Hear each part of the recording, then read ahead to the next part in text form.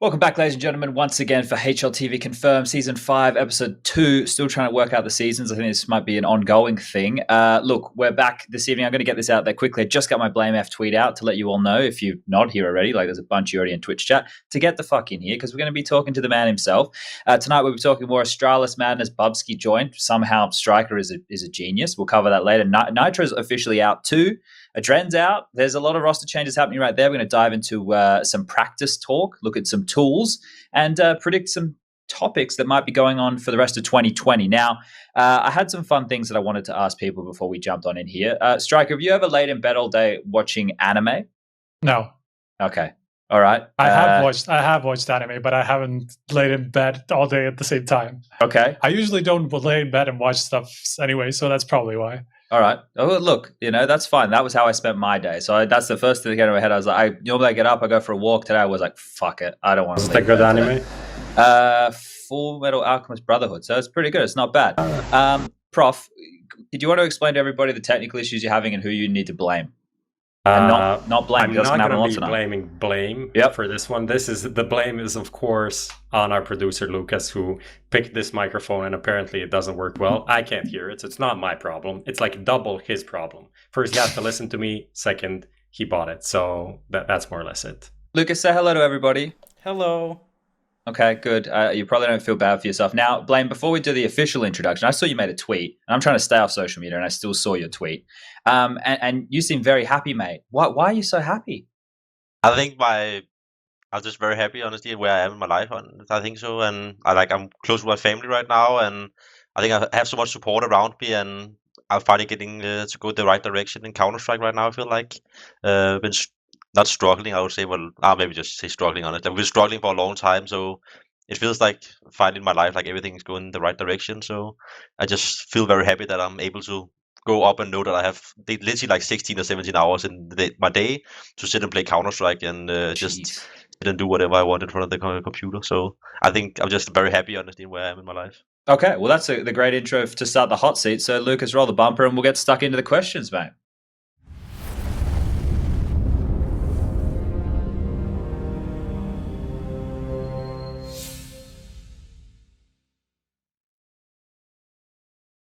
All right, well, that was kind of like a soft intro right there to the questions that we're going to start asking you, I suppose. You were just saying it's a long journey, so we may as well start with the lesser-known parts of your career. I don't want to say let's go back to the beginning, but I recall from an interview where you said, you asked your mum, or you said to your mum that you wanted to go full-time and try and be a Counter-Strike pro. Do you want to start with the details from back then and around all of that, and then we'll move forward from there? Yeah, I think at that point I was kind of like no one really knew me. I was just playing some small Danish tournaments and nothing really ever happened. And I haven't been to any LAN tournaments ever in my life at that point. So I kind of came to a point where I thought like now I'm just wasting all this time and not really getting anything out of it. So my mom really wanted, and I also really wanted, but to go to the university. So I kind of had to actually search to go into the university to see if they took me in and all that.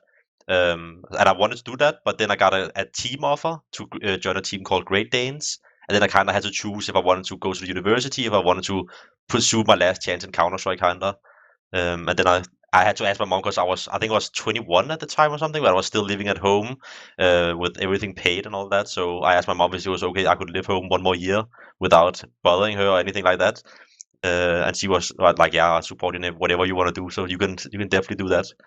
So we kind of said to each other, like, I have 1 year now to prove that I can actually become something. I think we said like top 30 or something on HLTV's ranking, that if I was around that, I could come close to that, then it showed that I was like on the right path. But if I was like not even close to that, then I should probably like pursue something more sustainable than just playing online tournaments and stuff. Dude, some people have that in their contracts. Some people have that in their families, I guess. That's super cool, man. Like the fact that you're having a discussion with your mum about the HLTV.org rankings and whether or not that will determine your career and going forward. She was watching all my matches. Like even when I played like maybe cups with 30 viewers or something, she was still watching all of those matches as well. So she's like the one also like cutting my hair. So like she's always like involved in like how she was involved from day one, so she knew everything about it, even from back when I was playing in Great Danes or all of those like smaller teams like FaZe Grind. I had a team call and stuff like that. She was very involved and she knew all our strats and she knew all of that stuff. So well, you played for Easy Skins. but a slight variation with an I. That name still haunts me to this day, but we won't digress too much. So with that whole look, your first recorded match is in late 2017 on HLTV.org, right? And then we're only in 2020 right now, and there are a lot of players who let's talk like the Ropses of the world who get picked up by a mouse sport, or Brokey going to FaZe, those kind of guys as examples. And then you've come in and you've kind of did it the hard way until you got, I guess, Heroic would have been the first. I would say Epsilon. Epsilon, you're okay. So like that transition right there, how did it happen so quickly for you, and why do you feel like yours was more through like team orientated as opposed to like the pug style life with the Ropses that I was using as examples? I think the beginning of how I like to play Counter-Strike was honestly, I was kind of a guy who liked to play a lot of pugs. I think I have like 6,000 matches on FaZe or something, so I definitely have played a lot of pugs. But I think I was kind of in a point in my career where no IGLs wanted to pick me up. I remember I like wrote to some of the different IGLs in the Danish scene and asked them if they could give me a shot, and some of them ignored me, and some of them just said like, no, I'm not really interested. I wrote to like Barry and Haste and Cyclone and like those type of guys, and they all said like pretty much like, no, I would not really like, you're not really on the level yet. So I kind of like tried to get some IGLs to pick me up because I didn't really want to be an IGL back then, but no one really wanted to play with me. So I kind of had to become an IGL in order for my team to succeed, because I ended up just playing with friends because no one really wanted to play with me. So I think I just fell in love with like the tactical aspect of Counter-Strike and the team aspect of Counter-Strike. And the more demos I watched, the more interesting that became, rather than just sitting and playing FPL and all that. Even to like today, I think also pugs is only fun when I'm playing with my friends, but I don't really enjoy FPL and all that so much, because I really don't only enjoy like the team aspect of it, like throwing the right flashes, making sure that you're doing everything you need to do as a team, and make sure you're holding each other and all of that. Otherwise, I can really easily get frustrated. So I think that's just like how it became, because I had to become my own IGL for my own team. It's like, when you play pugs, are you one of those classic like Danish stacks when you're like 5-man play nuke and then do like A executes with 78 flashes, and you're just like, if you're playing against the Danish pug, you're just like white. This is your screen for like 90%. Is that your pug? No, I have one friend who's called Mind, who's the one I only play duo queues, like literally. I can't remember when I last played 5-man queue. I play with the same guy every single time I play, and that's one of my good friends. So that's just to have fun with him. And he's a good player. Like we're running like strats and stuff, and we're like doing all the when we take banana controller and Inferno, we do the same things as we're doing complexity and stuff. So like we're definitely try-harding, but it's not 5-man. Like it's just two people. I appreciate that. I think that side of Counter-Strike, a lot of people throw away for the glory, you know, of getting all the headshots. But yeah, look, I really appreciate hearing. I was thinking blameF for president with this stuff, and the way you're talking about the approach to the game right there. But something stuck with me right there. Why do you think that nobody wanted to play with you for the Danish scene? Because obviously we talk about Denmark as having like quite a deep talent pool, and there's always a lot of guys like the Hundens of the world looking out for the up and coming players. Why do you think you went under the radar so much? I definitely think that one of the things is that I never really socialized a lot with all the Danish people in the community. Even to this day, I'm not really friends with anyone from the Danish scenes. I can talk to them all that, but I'm not like playing with any of them. So I think it's just a lot of people. You need to know people to get into a team, especially in the lower tier levels. If you know a guy and you need a guy, then he's gonna say like, I have a friend who's really good, and then they might test him. But I didn't really know anyone. I wasn't playing with anyone, and I was just playing with my good friend Mind every single day. So I think that was one thing, and I think the other thing also was like I kind of got a reputation a little bit as a cheater at one point, not like a lot, but some people were saying like I'd never been to a LAN tournament, and I was just a poker, or I was just a beta, or just the regular stuff. So I think that combined with me not being friends with anyone and no one really knew me, then I think it's just kind of like I kind of just had a bad reputation. Honestly, that's what I feel like, at least. And then I hadn't proven anything, so it wasn't like I'd gone to any big tournaments and showed how good I was. I was kind of just like really good on FaZe, and then maybe in the lower tier tournaments in Denmark. So I didn't really prove myself.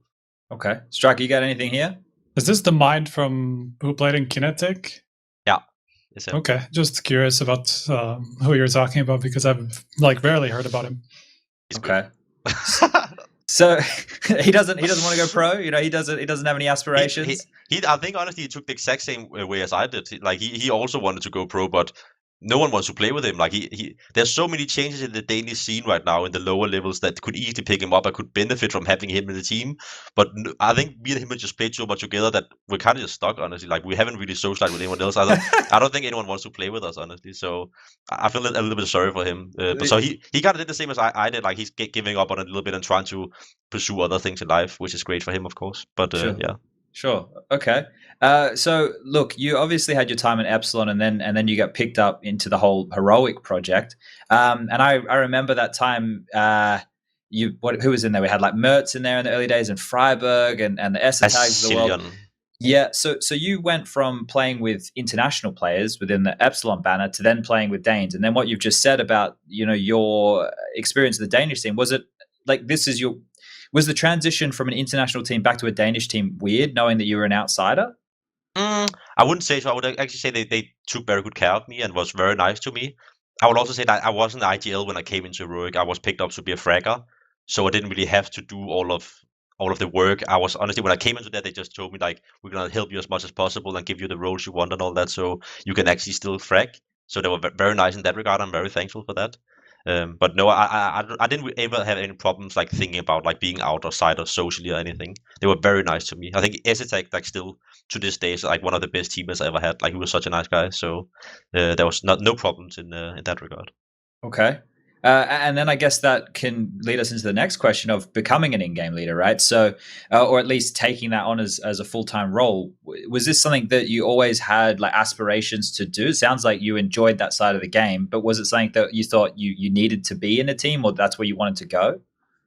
It's not to talk like bad about anyone, but I think the point in my career, or like the point in any teams when I found out that I should be an IGL, is honestly when I heard other IGLs talk and I could just hear that they're not doing a good job. Like there was sometimes we had like a problem and they wouldn't have a solution to it, and I would be instantly like, well, it's like we just have to think logically, and then a solution will come. Like, what did they do to counter us? Like, how can we counter that? Like, very logical thinking, all that. And I think there was just so many times where I just thought they did a bad job, the IGLs I was playing with. Like in Heroic, for example, we switched IGL 3 times in the first 10 days as a roster when I came into Heroic. I think they started out with ESEA when I came in, and then it became Freiburg, and then it became Asilion, all in literally 10 days of being in the team, which was very confusing for me. And it just showed that there was not a real leader in the team, and I feel like I was always kind of been a real leader. So it just felt natural to me that when we didn't have an IGL at one point in the team, and we couldn't find any IGLs, it was just natural to me to say, like, if you guys want me as an IGL, I can do it, but if you guys don't want me as an IGL, obviously I shouldn't be an IGL, but I'm down to do it for sure. Okay. So that right there, with you having watched so many demos yourself, or being focused on that side of the game yourself for so long, and then feeling like you are a leader, did you have any influences that you watched or that you learned from? Like, because if you think about it, your career is quite short, and a lot of in-game leaders we're looking at have players who have been playing and have a lot of experience. So, are there any players that you look to give you that kind of guidance, or anybody that you thought had a good game plan? Back then, when I was in. Like transitioning when you were going from just being a player to being an in-game leader, like was there anything that helped you, back then with your original ideas, or was it just the way you looked at Counter-Strike? I definitely kind of feel like I'm always trying to, first of all, I can fix a problem by thinking myself, like going on an offline server and just think about the problem and see if I can find a solution. That is always the best. And then I'll try to always find teams who runs into the same problems. Like on train, for example, if I see people always using the 2 smokes outside, electric and sandwich, then like how do people play against that? Then I'll watch other teams to see how they react to it and all that. So I feel like I always try to use a logical sense, but other than that, I think Astralis is the team I've watched up to the most, mostly because of their team play and how they play. I think they're a team that can literally play default 15 rounds in a row and get away with it because they're so good together, and I think that's a big inspiration for me. So I would say Astralis have been an inspiration for me throughout the whole career. But I always look at who's good right now. So if I have a problem on Dust 2, I will always go in and look like who's the best team in the Dust 2 the last 3 months or something like that. Or if I want to see like some good mid-round call, I might go in and watch big tournaments because I know that like the good calls come when they're under pressure and in important rounds and all of that. So I always kind of like take from different scenarios depending on what I need in my demos. Okay. Striker Prof, you got anything here on the in-game leadership/leadership style stuff? Well, a lot of the... Go ahead, Prof. No, you go. Okay. A lot of the in-game leaders who, especially the ones who are kind of high fragging, end up, making the playstyle around themselves. And I'm not entirely sure that that's that is really your case. So can you speak about that and how like what your philosophy is around that? Yeah, I definitely think that I wouldn't say I'm basing the game around myself, but I like to be the guy doing the stuff. Like if I feel like there's something that's hard to do in the map, I would usually like to be the guy doing it. So every time there's something like needs to be taking map control or something like that, I always want to be the guy doing it, or all of that, so I can micromanage that, and then I kind of try to help my teammates, giving them the more easier roles in the sense that, for example, we had some problems with Obo having a hard time learning nades and stuff in the beginning of the team. So I built every map and every strat after him throwing the exact same in every round. So there was no problem with him. So you only had to do that. And then I remember the 4 other different variations that he could have thrown. And then I was the guy throwing that stuff. So I definitely base it around myself in the sense that I'm always the guy that's in the action. I then want to say I try to make it easier for my teammates, giving them like some of the easier roles if they need to. I have some teammates that's really good at it as well, like Rush, for example. I don't really need to give him the easy roles. Just to taper off of that for a second.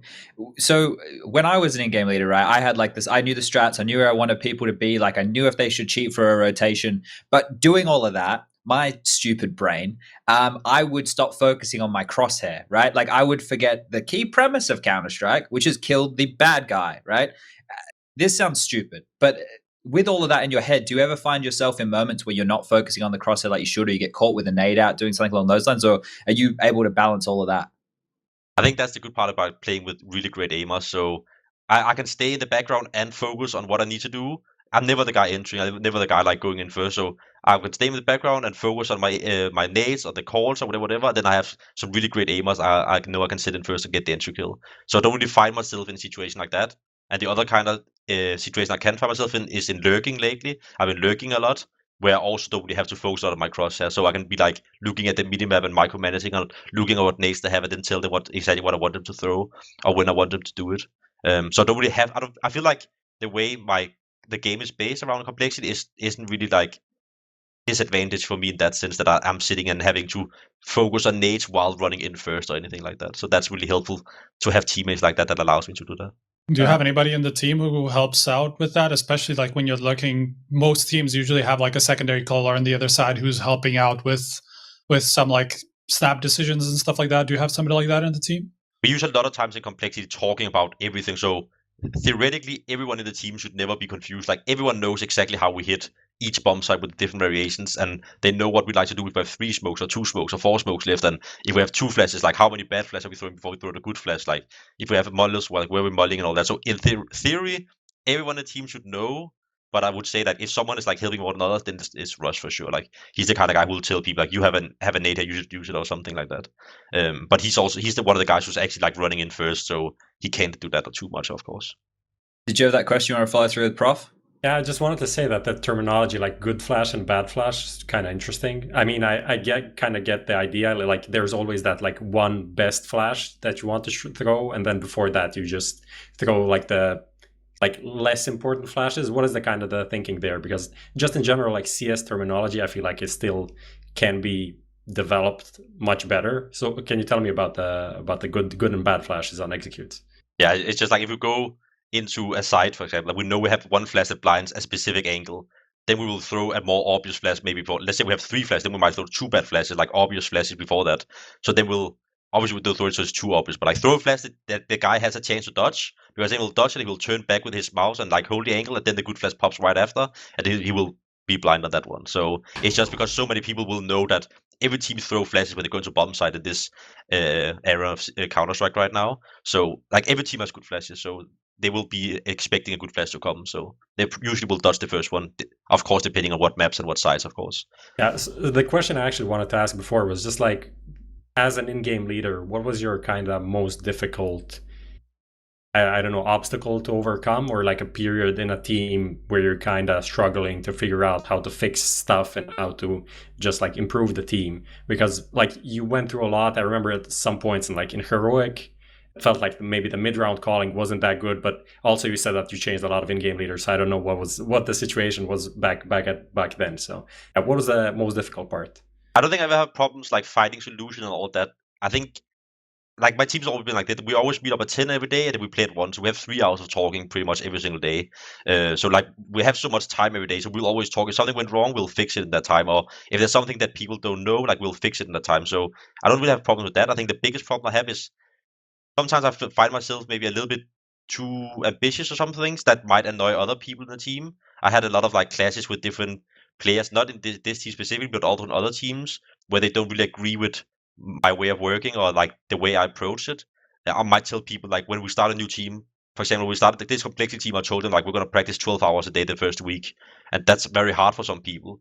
I think the hardest thing for me is honestly when people, I wouldn't say go against me, but go against like about the stuff I believe in, because I truly believe in hard work and I believe in dedication. So when some people might say to me like, I play better when I play less or something, then I'm gonna be like, whoa, I've never heard about that, because I play best when I played at 1,000 deathmatch before I practice, or 1,000 kills deathmatch or something. Like I play best when I'm really warm and I work hard and I play a lot. So it's just really weird for me when some people all of a sudden have completely different belief in that. So yeah, it's more about like, like buying into their stuff, even though I believe so much in my way. So I think that's honestly been one of the hardest parts for me in all my teams. I pretty much in both Epsilon, Heroic, and Complexity. Well, it's probably a good thing, right? That you're the hardest worker in the team and you're the in-game leader, right? That means they have to follow your example. There's no two ways about it. So you kind of weed out the weak pretty early there. But I guess this can next drive us into the discussion about complexity. Now, we all remember Jason Lake's tweet after the North American team. They didn't achieve what they were looking to. And then he said he was going to build a juggernaut. And then obviously gets you and Config in the team, some big boys, could actually probably get you to do juggernaut cosplay. But that whole situation and scenario that went on down there, can you talk us through that? Because Jason Lake reaching out to you for this kind of opportunity must have been insane. Yeah, definitely. I actually joined the team like a couple months earlier than everyone else. So they reached out to me first, and I was one of the first puzzles to the piece to the puzzle. Sorry. So he reached out to me and asked me for wanted to join pretty much, and we had a lot of talks about. Obviously, I had a lot of concerns about living in America and having to travel and move away and all that. And I was pretty happy with Heroic and the team I was in at that point. Even though we didn't have the best results, I felt like there was a lot of potential, and I was very happy for my teammates. But yeah, he basically just reached out, and I talked to my family about it and all that, and everyone just said like this is like a big opportunity for you, and like you kind of like get to live your dream. And I kind of also saw it as if people are willing to move to America to play Counter-Strike, they must have the same mentality as me. They must be like we're going down there to play 20 hours a day if that's what it takes, So I think that was one thing that like spoke a lot to me, kind of like the dedication and proving that I'm willing to do everything for this game. Yeah. Okay, so like when that offer came through, did you have any say in who the other players were who were getting picked up, who that Jason was looking to add to the team? Yeah, I was a big part of building the first like American roster we had, where they only got me in and Rush in, and they have Dev and Shazam and Obo. I was kind of like the guy like telling them what players I wanted and all that. And then when we had to change again, then they went to me and asked me if I liked this player, and I also had talked with the players before they signed them about everything like roles and everything like the way we work and all that. So it was kind of like a discussion. Like they had suggestions and I had suggestions, but I think some of the choice was pretty obvious. Like Config, for example, like he was like, I think they were like Opti was dead or something. I don't remember what was happening, but the T was kind of dead. So that was like a pretty obvious suggestion. Like when he told me like we should get Config, I was kind of like, that it makes sense.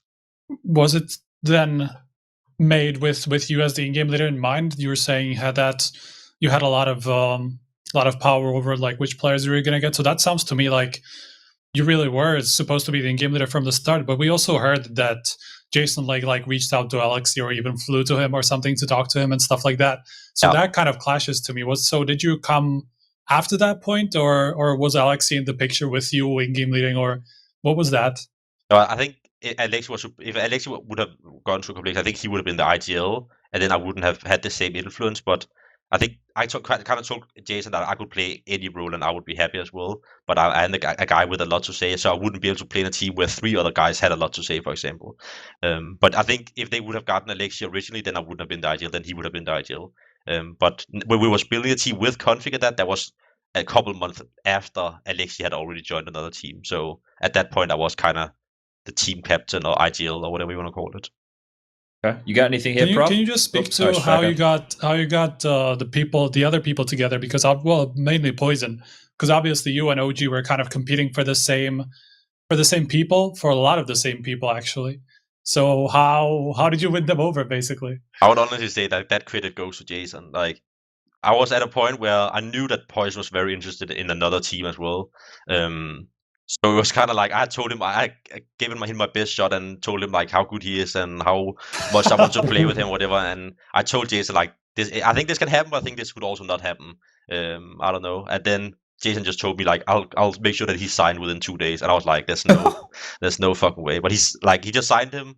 I think he literally like with the Poison. He was like, we have some problem with Poison, but I'll fix him in 24 hours or 48 hours or something. And he came to me the next day and said like he's fixed, and I was like, there's no way. So I can't take any credit for that. I think like getting the players into the team and all that, I was very honest with them, like how I approach the game and how I like to play. But getting the players in, I would say like all the credit there goes to actually Jason, because he's really amazing at doing that. So yeah, I can't really take any credit. You had a lot of money to throw around apparently too, so I guess that helps. I'm sure it did. Okay, so we've spoken about, we obviously know Obo, we know Rush, etc. Now, what about Keita, right? Your relationship with him, or how he came about being the coach. I know that he was doing like some analyst work at one point, and he used to do the replay stuff with Sliggy for FaZe, right? That's and Keita used to be a source player within the UK scene. But as far as the relationship to you, complexity, the team, how's that all come about? I mean, Keita was my coach in Epsilon, so I knew him from back then. Well, that's simple. Yeah. I mean, it's really simple, and I think he was also the guy who told Jason that they should pick me up. So when I came into the team with the Americans before we got Config or any of those players, then he was already the coach. So I came over then, and he was the coach, and he has been coaching them before I came in as well and all that. So I think it was very simple. Like, I think I have a really good relationship with him, and I was good friends with him before that. And even in Epsilon, we've been to some international lands, so we already met each other, and like had the feeling of like sleeping in room next to each other or whatever, and going out eating or whatever. So. There's not too much to say. I like Keita a lot, and he's like a really hardworking dude as well. He doesn't. I had told him this, but he doesn't get a lot of credit because I think he's not as outspoken in the sense that he's not going out on Twitter and like putting out big words and stuff when we win. So he's kind of like just holding it to himself and just happy for what he got. You have Config for that. Yeah, we have other players for that. I'm just saying, like, I don't think Keita gets the credit he deserves because of he's not going out on Twitter and like definitely making big tweets and all that. So some people don't even know who's coaching us, but he's a big part of like all the hard work. Now, just quickly, in my defense, and I know Henry's the same, every time we're talking about complexity, we always bring Keita up, right? We always bring him up, all right, Blame. So we're giving him the best we can. But the thing with the coaching role, and it's great that you say he's a very hard worker and stuff. One of the hardest things with the coaching role, and not too many people want to give information on this, I understand why, but when we try and dig deeper or get answers on, what they're actually doing or what they're bringing to the team, it's normally behind the curtain, right? Like the general public at home, and now even for me, as I'm getting further and further out of touch with being hands-on with Counter-Strike, you don't know what's going on behind closed doors. You don't even know what the prep's looking like anymore. We're going to get to a bit more talk on that later, but from what you're saying here, it just sounds like there's a shitload of demos being watched from the Keita side of things. Is that basically the case? I would say honestly that I'm the kind of guy who likes to do everything myself. So if I have a demo I want to be watched, I would rather watch it myself than tell someone else to watch it. And that's just kind of how it's not like a duty to me or something I'm mad about. I want to do it. So if someone he will tell me like I found a demo that's really good, and then I'll be like I really want to watch it myself. I don't want you to tell me what's in it and all that. But I would say a coach's role depends so much on the team, and he has maybe 10 different roles in this team. At one point in the team, I remember people were not able to throw like very basic grenades, so he would walk to people's apartments at night and sit and do like grenade review. And at one point, people had like maybe a hard time like waking up in the morning. He would be the guy sitting and calling people, and so he's like doing all of the annoying work as well, and obviously he's doing a lot of the antistrat as well together with our analyst. But he's doing a lot of work like that, and he's also kind of giving me a lot of inspiration because I really have a way of thinking and a very like it kind of a way of like I want to do the strats myself. So if I want to make a strat, I really want to make sure that it's like something I like and it makes sense in my playstyle. So a lot of times he will bring me the idea and then I'll kind of like make it into something extra. So he will be like watching demos and then be like, this idea is really good and this strat, like you should make something out of that, and then I'll do that. Or he'll send me like a demo of a round I need to watch and see what I think about that, just to like always like keep me inspired and always keeping me like producing new stuff. I think that's really helpful for me, because I really want to be the guy who makes the stuff, but I sometimes it's hard, of course, like finding the inspiration every single day. So I would say like that's one thing that I really appreciate about him.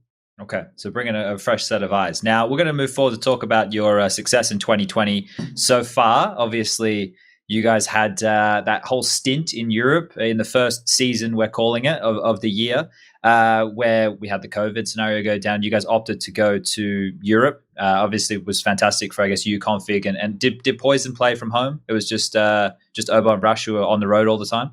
When we went to Europe originally, yeah, we started out in Madrid, I think it was, together and played the minor qualifier. And then when we went to Denmark after that, then the Americans stayed in Denmark, and the people from Denmark stayed in Denmark, but everyone else went back to their home countries. Okay. So that kind of stint right there, how much do you think that being in that hyperbolic time chamber of just practicing and honestly not being able to do anything else because of COVID, right? How much do you think that helped fast track the team? Because before this, you guys obviously, when we were on LAN at the Blast and earlier in the year, you surprised everybody, but you guys did it in a very dark horse way, right? You worked really hard. You came in, you played around with the maps. You guys were playing some confident CS, but then when you were playing online, it was almost the full package. So do you think that forced boot camp situation right there helped a lot, or do you think that you guys were destined for this anyway?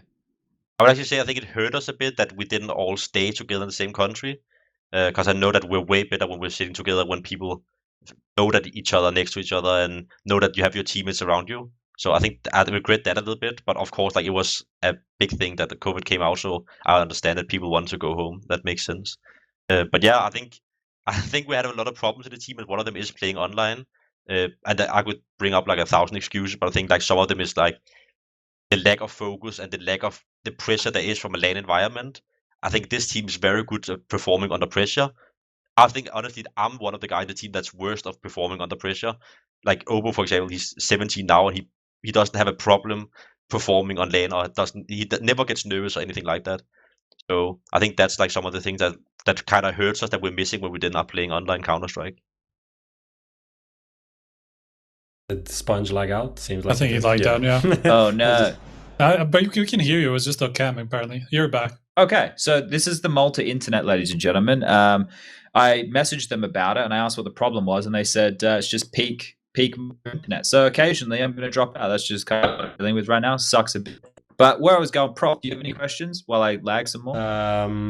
Yeah, I guess just about the whole thing being in Europe, playing Blast, playing other things, obviously kind of failing the minor. That happened just around the whole like first Blast LAN, and then we went into COVID. Then you didn't really, I think you had like a small break because you weren't in the Road to Rio event, of course. And then later in the year you managed to win the Blast event. So just tell me a bit about playing all of these teams at that time. Like, do you think anything changed in the meta that really allowed you guys to be so successful, I guess, to actually win a big event like that and then break into the top 10? So just a bit about that. How did everything work from your point of view?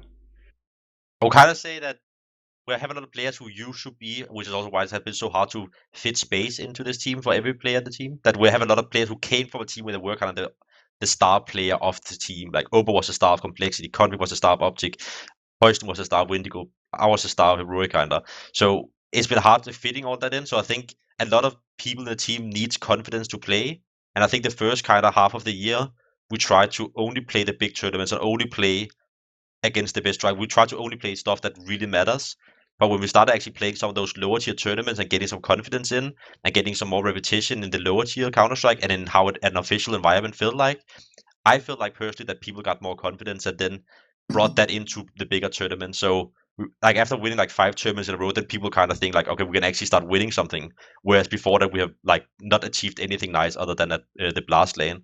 So I think confidence is a big thing in this team. A lot of players who are playing in this team it really needs that extra push of knowing that when I peak this the last 10 times it works, so why not just do it again against the good teams as well? Like I vibe with that because, of course, in my extensive experience as a coach of a tier 7 Croatian team, like we had this thing before official matches. We you do like a practice game to like warm up. You do some kind of a scrim, and for those games before the officials, we found like the worst teams ever, literally like the super shit teams that you can stomp like 32 or something like that, just to get the confidence running. Because if you get like an actual good practice, and some guys like, I don't know, like the 7th best Danish team that's gonna stomp you, that you just don't feel good. You go into the official, you get destroyed. It's not good. So find the worst team you can, just play them, destroy them, and then go into the official. Reminds me of when MSL said that he only plays FaZe like against complete randoms just for easy confidence. So that's same kind of line. I think that works, honestly. I remember back when I was like very big on aim bots and all that, and I feel like I said that before on my stream. I feel like I had a lot of confidence of shooting people who were standing still.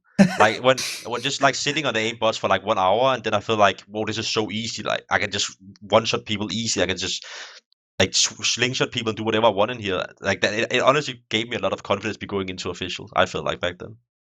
I've got one here before we round out the little hot seat section. But with Counter-Strike at the moment, obviously you guys have found success over the, I guess, what would we say, last 4 months probably. What did we? Oh, less than that. But when you look at that right there, and you look at the state that Counter-Strike's in, obviously without any LAN events, I'm sure that's where we'd all prefer to be. Do you think that there's clear favorites anymore, or do you think it's just split open between, I guess we could say, anywhere from 10 to 15 teams now that we're regionally divided as well? I mean, I think the results lately has definitely been kind of weird to understand in some sense, but I hate when people use the excuse like it's online or whatever, because it's the same game eventually. Like I think that when people say like big is overrated and stuff like that, I have always felt like when I play against big, that's one of the hardest teams to play against. And every time I watch the demos, I learn something new. So obviously it's not just like random that they're number 1 in the world right now. Mm-hmm. I don't know if they're gonna convert that into LAN environment where they play in a big stage or under a lot of pressure. That can obviously like have an influence. But I definitely think that how the scene is looking right now, if you're a team that is doing bad because of online Counter-Strike, that's on you. Like that's your problem. That's not the other team's problems. And it's so hard to determine why it is. Some teams might like put less practice in or less hours in because they know it's online, or there's like less money in some of the tournaments right now and whatever. But I think like the results people have, they should be happy for that. And the teams who's dropped, like it's your own fault. Like I don't think you can blame that for online. It's also what you were talking about earlier, that people just lack focus online, just they don't really have the same environment. And you can see that even in back at Blast when you had those the player cameras and stuff like that. You can see like differences, or even big when they played in DreamHack Masters, I think it was, where they had the cameras, or where they had like a whole team camera. It was pretty obvious that that tournament meant so much to big, so much more than anybody else basically who was there. So that I think makes a really big difference. All right. So unless you got anything here, Prof, we're going to round this up and get over to the recent news. You good? Yeah, let's go. All right. Recent news, Lucas, let's roll it.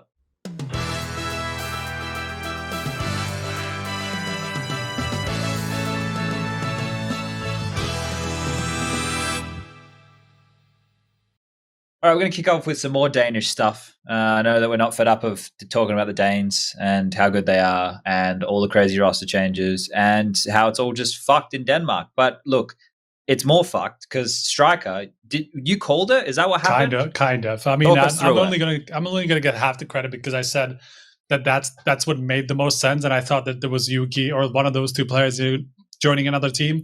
Potentially, that could still be true, but that hasn't been announced.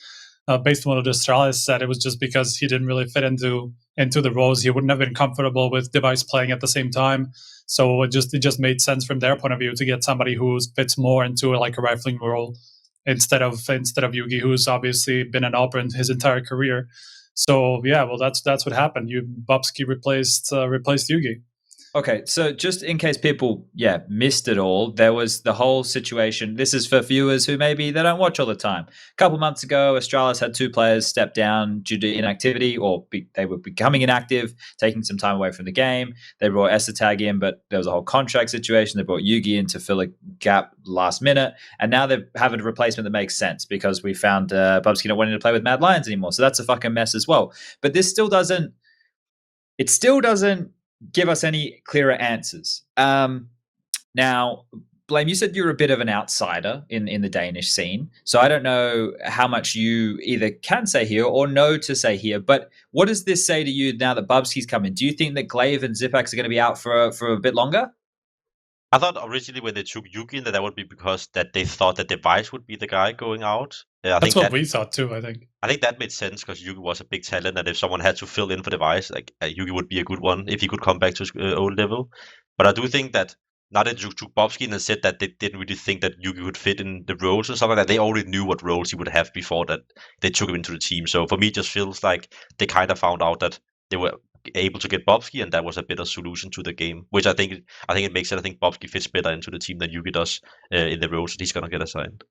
So overall, though, with this 6 or 7 or 8 or 10 man roster, whatever they end up with at the end of the day, do you think, as someone, at least in your experience, that this is something which can work? Or I don't know if you watched the episode we did with Device, he seemed to be leaning in the direction that this is just a temporary thing, or maybe for smaller events when the other boys are ready and back, that they'll get their spot back. Which do you think this, is something that Complexity might look into down the line, adding a 6th or 7th member, or Counter-Strike will head that direction at all?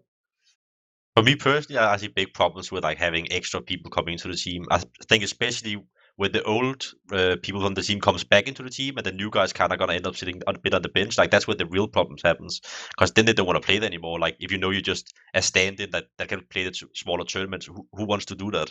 So if that's what's gonna end up happening to them whenever the original players comes back, then I think there's gonna come some real problems.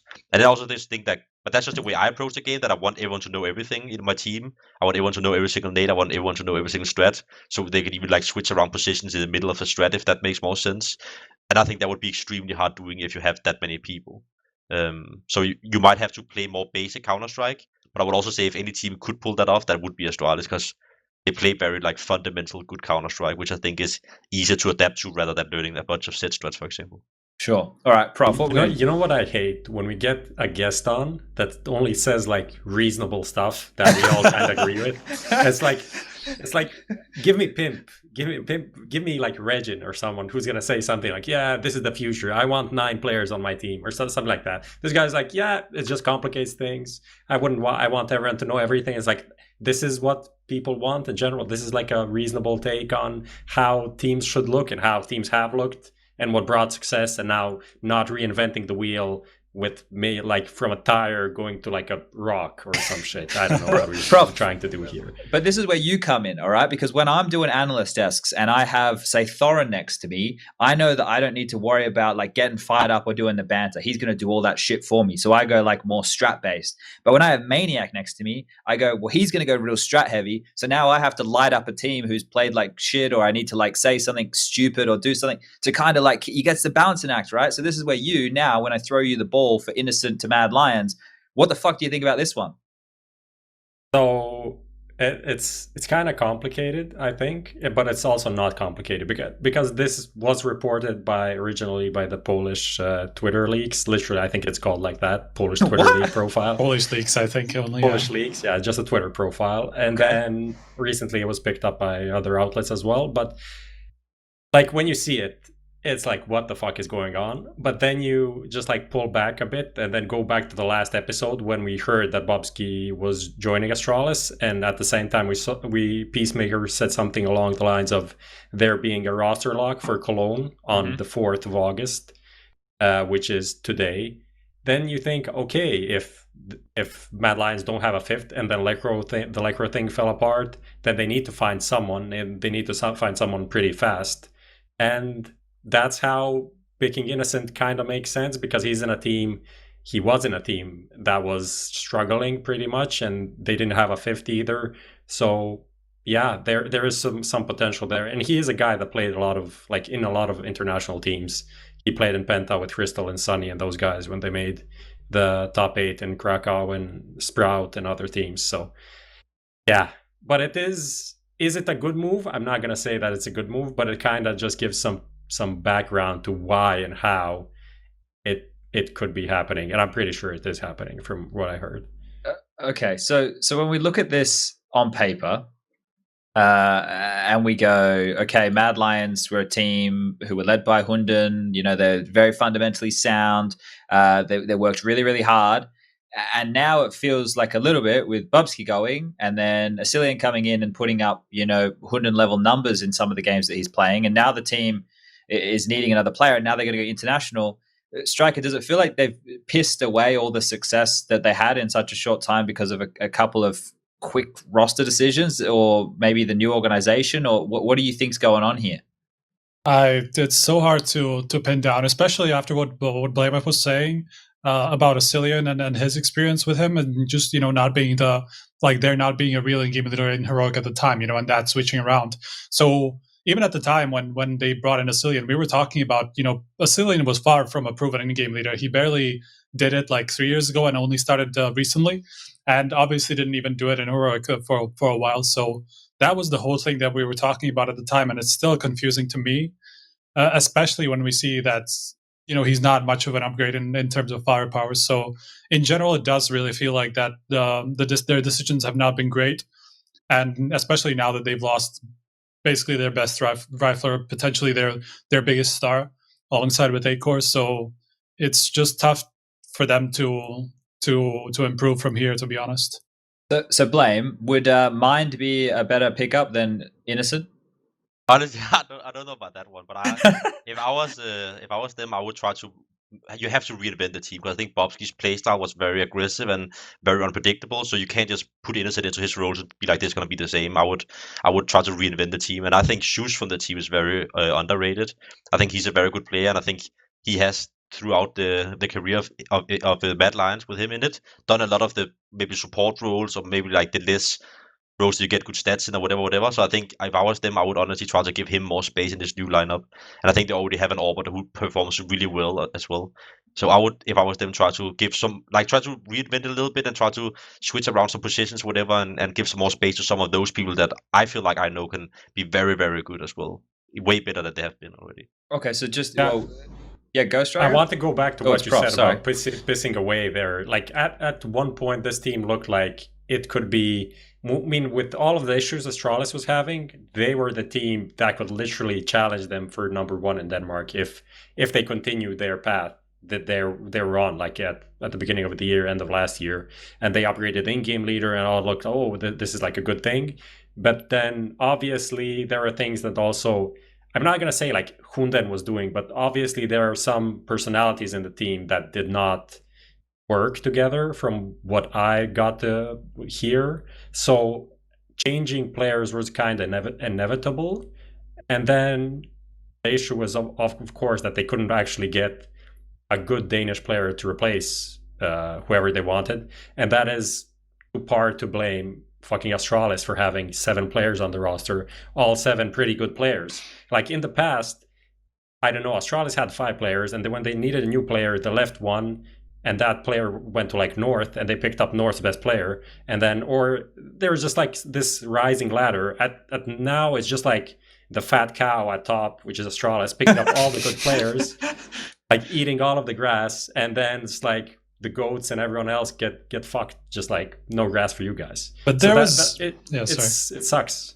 But there was such an obvious choice, right, in terms of Kjærby. So he's kind of like floating in the middle of nowhere, and somehow he's not able to join. That's just all of this is curious to me. Look, obviously we have a lot of moving parts that aren't normal at the moment. The world is in an interesting place, so there could be contributing factors from there, but we're going to keep this one going. Now, Lucas, did you get those links I just sent you? Now, we're going to bring them up, but do a little deviation here from the recent news, because this is even more recent. Bring up the first one. This is the group for DreamHack event, which is starting very, very soon. This is the European group that we'll be showing. Group A is Big, Heroic, Mad Lions, and Endpoint, and then obviously blameF and co in Group B, Complexity, OG, Team Spirit, and FaZe. This one was just announced. Now, we just cover this quickly, Blame. When is everybody coming back to Europe? When are Rush and Obo coming? Or are they already there? Oh, they've been here for a while. So they've been here for a while. So, yeah. Okay. All right. You guys back to work already? Yeah, we are starting practice. We were supposed to start on the 24th, I think, last month. So that's quite a while ago. Shit. All right. you guys not fucking around. Now, Lucas, bring up the other one. This is the North American one. I don't want to dive too much into this right here because the Europe one anyway, because we spoke about it in the last episode. But the North American one, Striker, there's some changes going on here. What's happened? Yeah, you're asking me, right?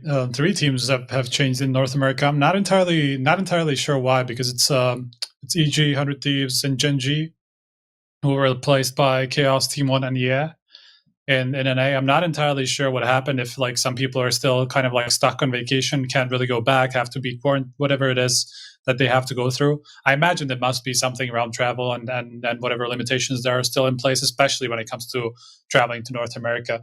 So that must be the reason. You're still picking the Pug Gods? Is there a chance that they I'm just definitely don't want picking to up play? look, if anything, their chances have improved like tenfold with 3 of the biggest teams outside of Liquid, obviously, and Furia.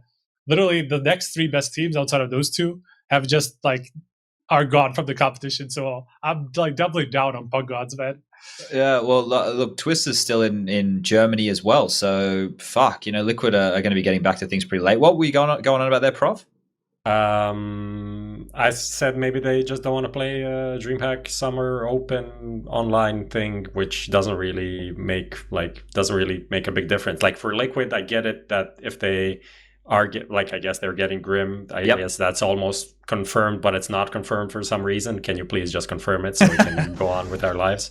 They want to play a bit more before Cologne, and then other teams that are coming off a vacation, going straight into a tournament probably wouldn't really help them. Probably would just take a toll on their confidence if they get wrecked by the Pug Gods. So they want to avoid that, knowing it's inevitable that they're going to get wrecked by the Pug Gods, and that's it. Now, this is great because from here, we can now talk about the Nitro situation and pivot it to Blame. What do you think about this, Blame? Do you think this is a good decision from Liquid considering where they're at? Do you think it could be a little bit hasty? What do you make of their change of player here? Well, we're assuming it's Grim, but let's just say that assumption is correct.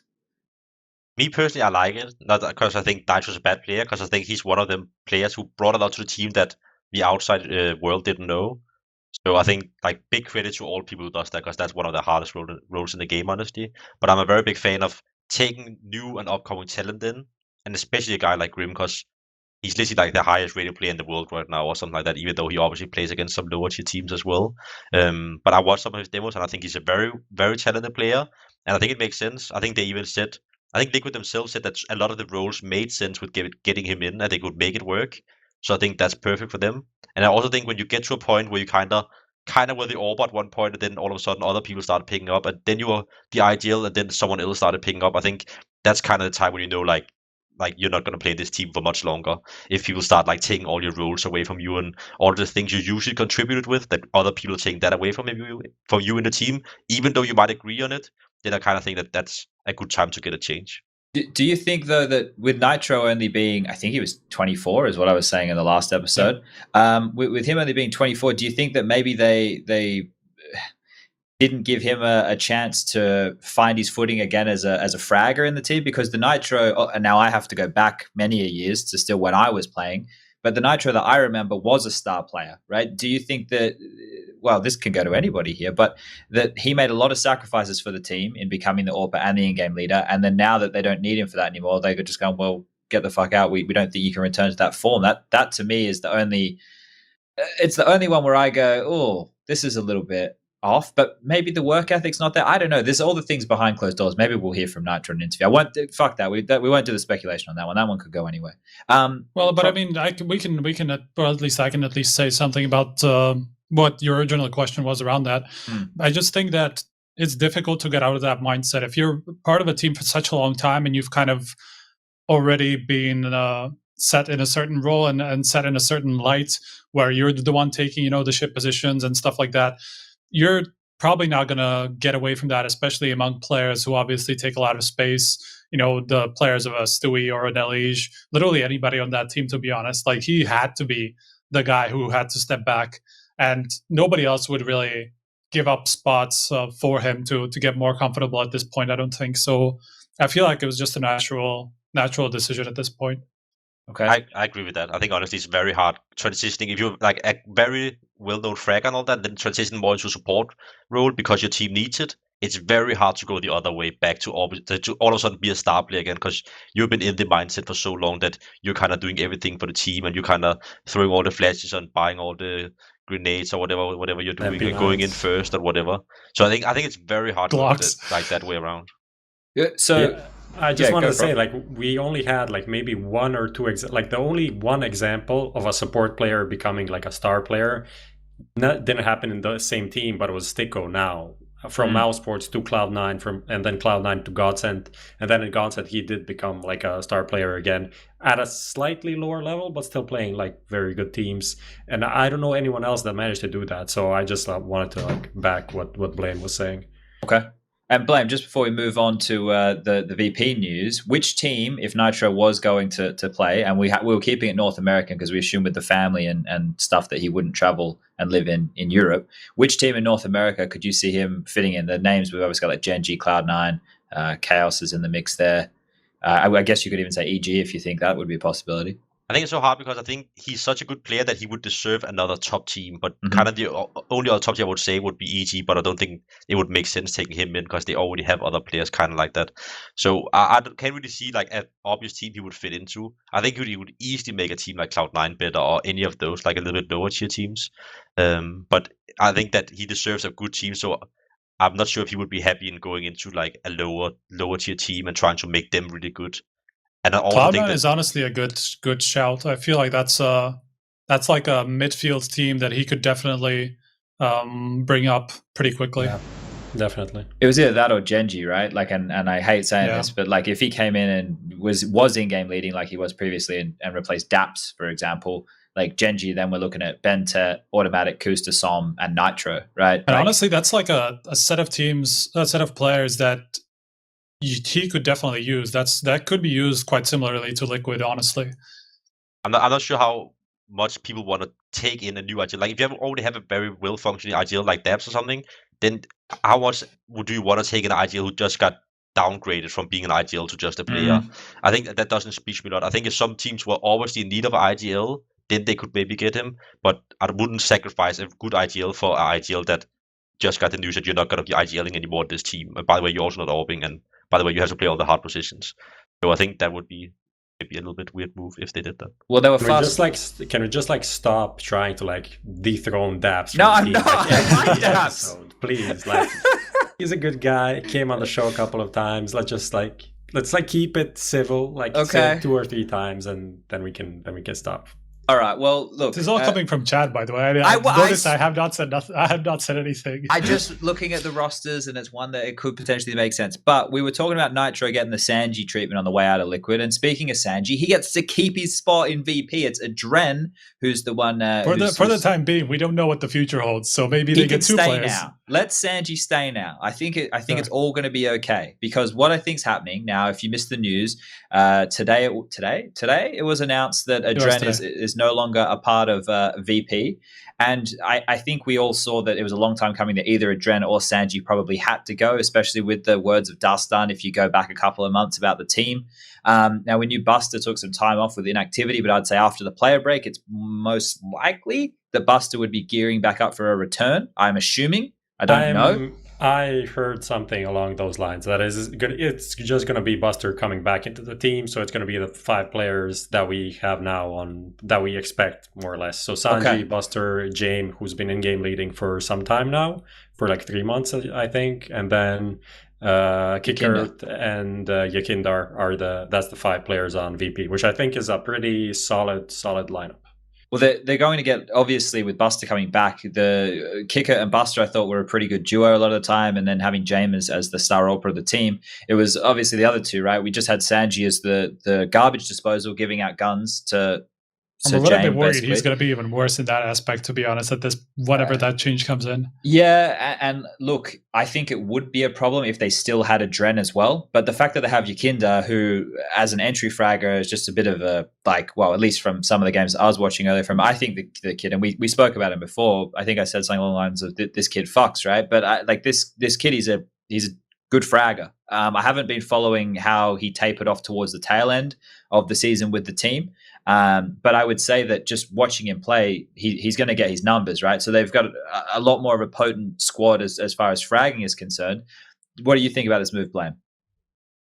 Honestly, VV is one of the teams that I don't really watch any demos of. Okay.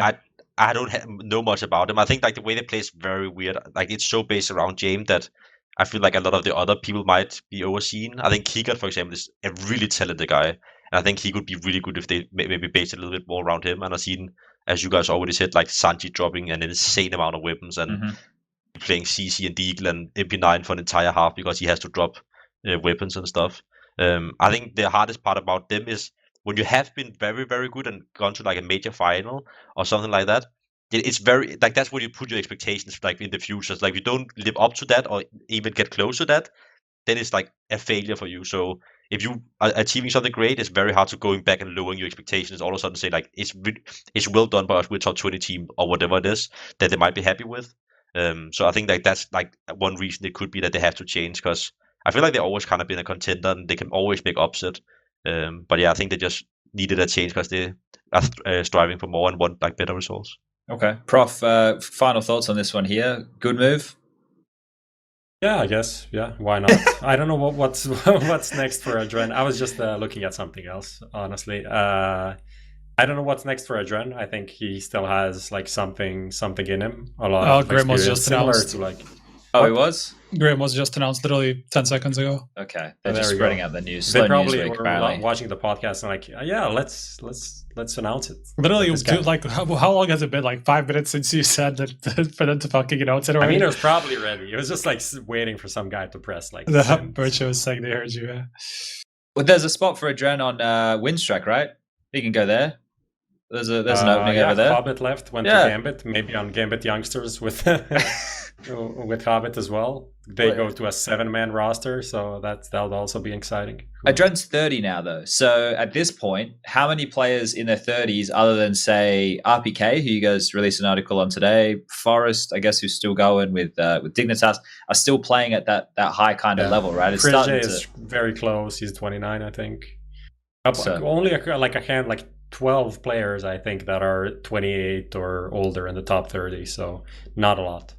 Going to be hard for him, but I guess over in that CIS region there are a lot of young talented players, so potentially could grab a newer team without already the stigma of or at least the baggage of going so far in a major like what Blame was just talking about there. Now we have one last little bit here where we could talk about other teams that could or should. Do you guys want to get stuck into this, or do we want to keep it moving?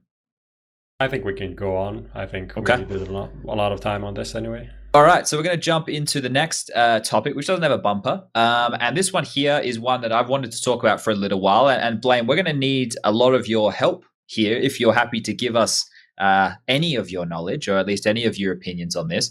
Now, we're talking about practice, and something which is a topic which I think is back in the focus for at least me as a pundit on the sidelines, because now that teams are regionally locked, I expect practice for the Chinese teams, the Australian bunch, Renegades, even the North American teams to some extent is going to drop significantly as far as pracs are concerned, because you are only able to play the teams in a decent range of ping, right? I'll give you guys Australia as an example.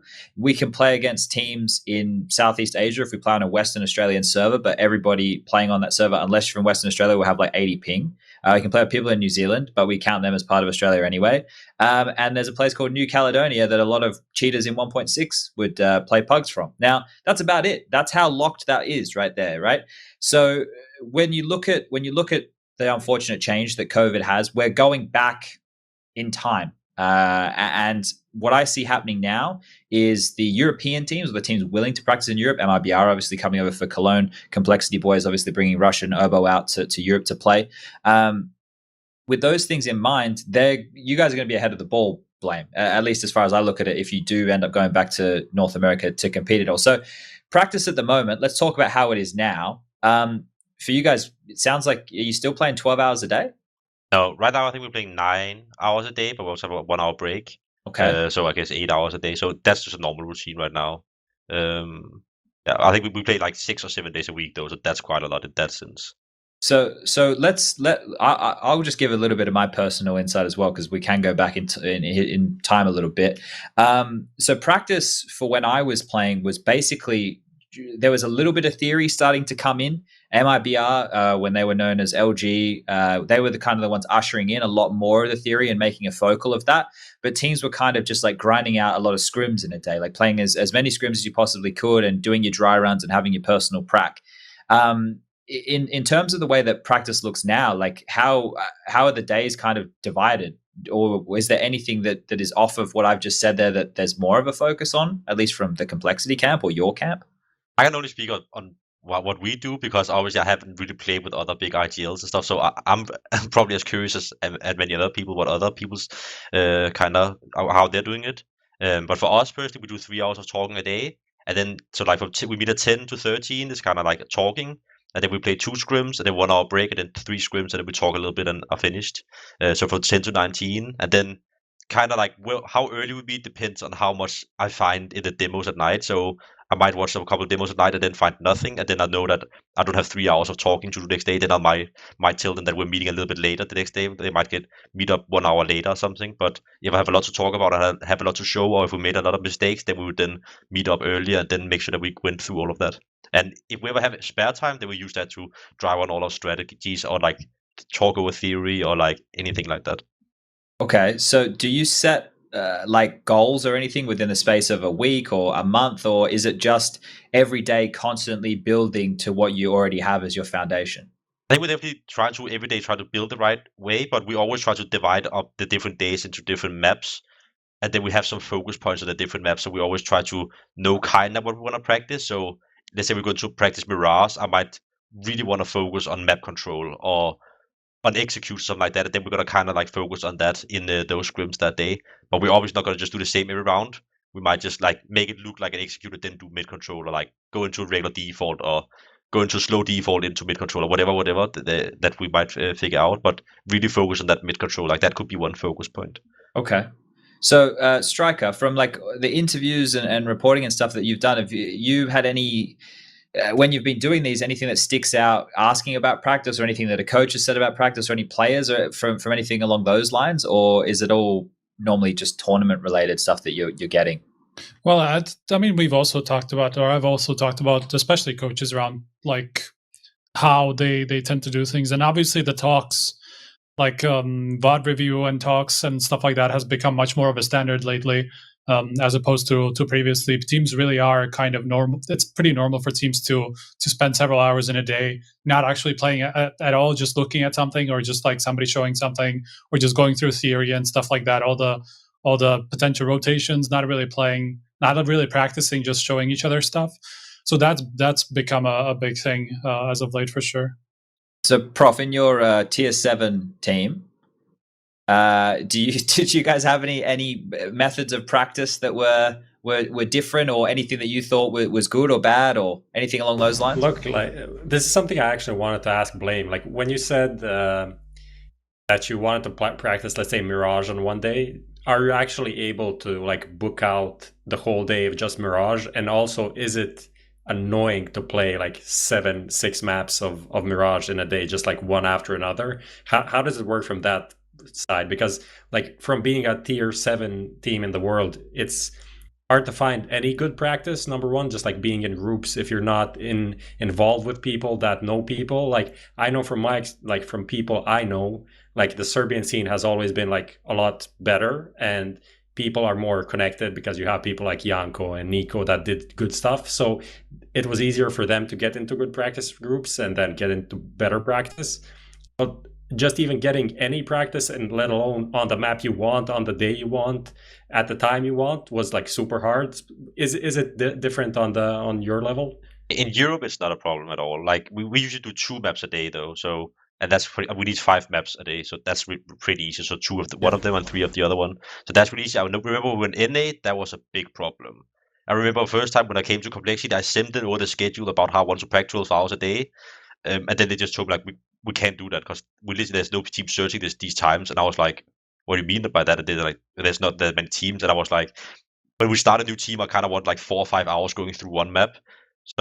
So I wanted only one map because I didn't want to play a map that I hadn't gone through for the team. So then we would only be able to play that one map. So we might just sit in some hours and go through the same again, which was very annoying. But in Europe, it's not a problem. And now that we have played all the maps and stuff like that, then we play 2 maps a day. And if it's a problem, which it honestly never is, then we can always add an extra map. But I think it also depends how many focus points you have. There's definitely some times where we practice and we kind of just play right now to keep us warm, like in between tournaments or something like that. And if we don't have time to create new stuff and all that, so we might just play just to play. But now when we actually have time to practice before a big tournament, we know we have like a full week of practice or 2 full weeks of practice, then we can actually sit down and know, okay, we have these focus points, we have these new strats, we have all of this new stuff we need to go through, so we need 2 maps a day and we need to focus on them only. Okay, so did you have, or do you have anything in when you're playing now, like little quirks or I guess, let me give you a couple of examples. So back when I was playing in Source, so we have to go back, holy shit. I was a professional Source player in 2008. I know that sounds like something that shouldn't be possible, but there was a thing called the Championship Gaming Series, just for all of you youngsters out there. And I was a part of that and the Australian team. And our in-game leader at the time was a player called bubzkji. And he had a couple of little quirks that he liked to do in certain, because in Australia, the teams we played against, we were on such a different level to everybody else in Australia. We would just fist everybody, right? Like it wasn't even close. So we would have to practice in different ways. So we would play when we were in a boot camp environment, all sitting next to each other, without sound, right? We would take the headsets off and we would play just focusing on communication and approaching the game in that way. So everybody was just focused on what they were saying and focused on their crosshair. There wasn't any bullshit. Obviously, missing sound cues and stuff kind of sucks, but that was one way to get us to focus on communication. Another one was we would play with no grenades, right? You would play with no smokes or flashes. So you'd wait out all the utility and then you'd focus trying to just take aim duels and trades. Did you guys have any or do you guys do anything just like that? Playing in North America? Yeah, basically. No, we don't do that unless we have to. I remember sometimes in America we had literally like 7 pracs against Team Liquid in the same week. And I know like that's kind of team we have to beat in officials if we want to qualify for anything or become anything. So then I remember sometimes I sat in practice over there and called fakes because I knew we had some strats that made it look like one thing. So I called something that looked like the same, but we went another way around just to make sure that they didn't know that when we played into officials. And that was very confusing, I remember. Or like trying to make sure that we didn't do the exact same defaults because we didn't want them to know how we took map control and all that.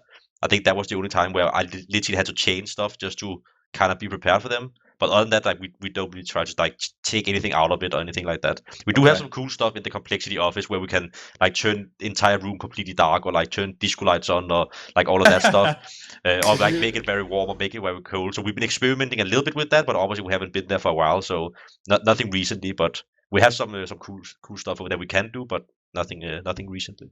I was actually there after ECS, the last event I did with like ECS Season 8, doing the interview with Jason Lake. And when he showed that to me, I was like, what is this? Literally, it's pretty cool. Like all of that, like fake arena noise and stuff like that you can use at a boot camp to actually feel like you're at the LAN, so you can just emulate the actual similar feeling. I don't know how much it actually does in real life. Does it help? But it looks cool, seems cool from the outside. It's definitely not something you sit and do like entire day because that's just going to ruin practice. I think also people have come to the point now where we don't need like to make the room 1 degree to be able to feel like how it is to play with like cold hands or whatever. I feel like people are usually pretty comfortable playing in the LAN environment and all that, so it's pretty fine. But I still think it's fun sometimes to like get yourself out of the comfort zone. If you're playing a practice against this known team or something like that, and you know you're just gonna smash them, like to give yourself a little bit of a boost, or like to try to make it a little bit hard for yourself or something like that. But other than that, yeah, of course, like we're not sitting and blasting disco light like entire practice or anything like that. Okay, so we can that kind of leads us into the next thing is about like practice and demo tools. So this is a pretty big topic consistently, I would say, if you're a professional player, a coach, or an analyst. Because let me just try and explain through some of these points to people. On the road, when you're traveling around, watching demos, maybe you don't always have access to a proper PC to watch the demos you normally would. So some of these programs can help you kind of speed through those things. Like what do they use on DreamHack? They use StatTLX. We've got like ShadowGG. There's Skybox, which I use on broadcast from time to time. ESEA just released their Refrag stuff.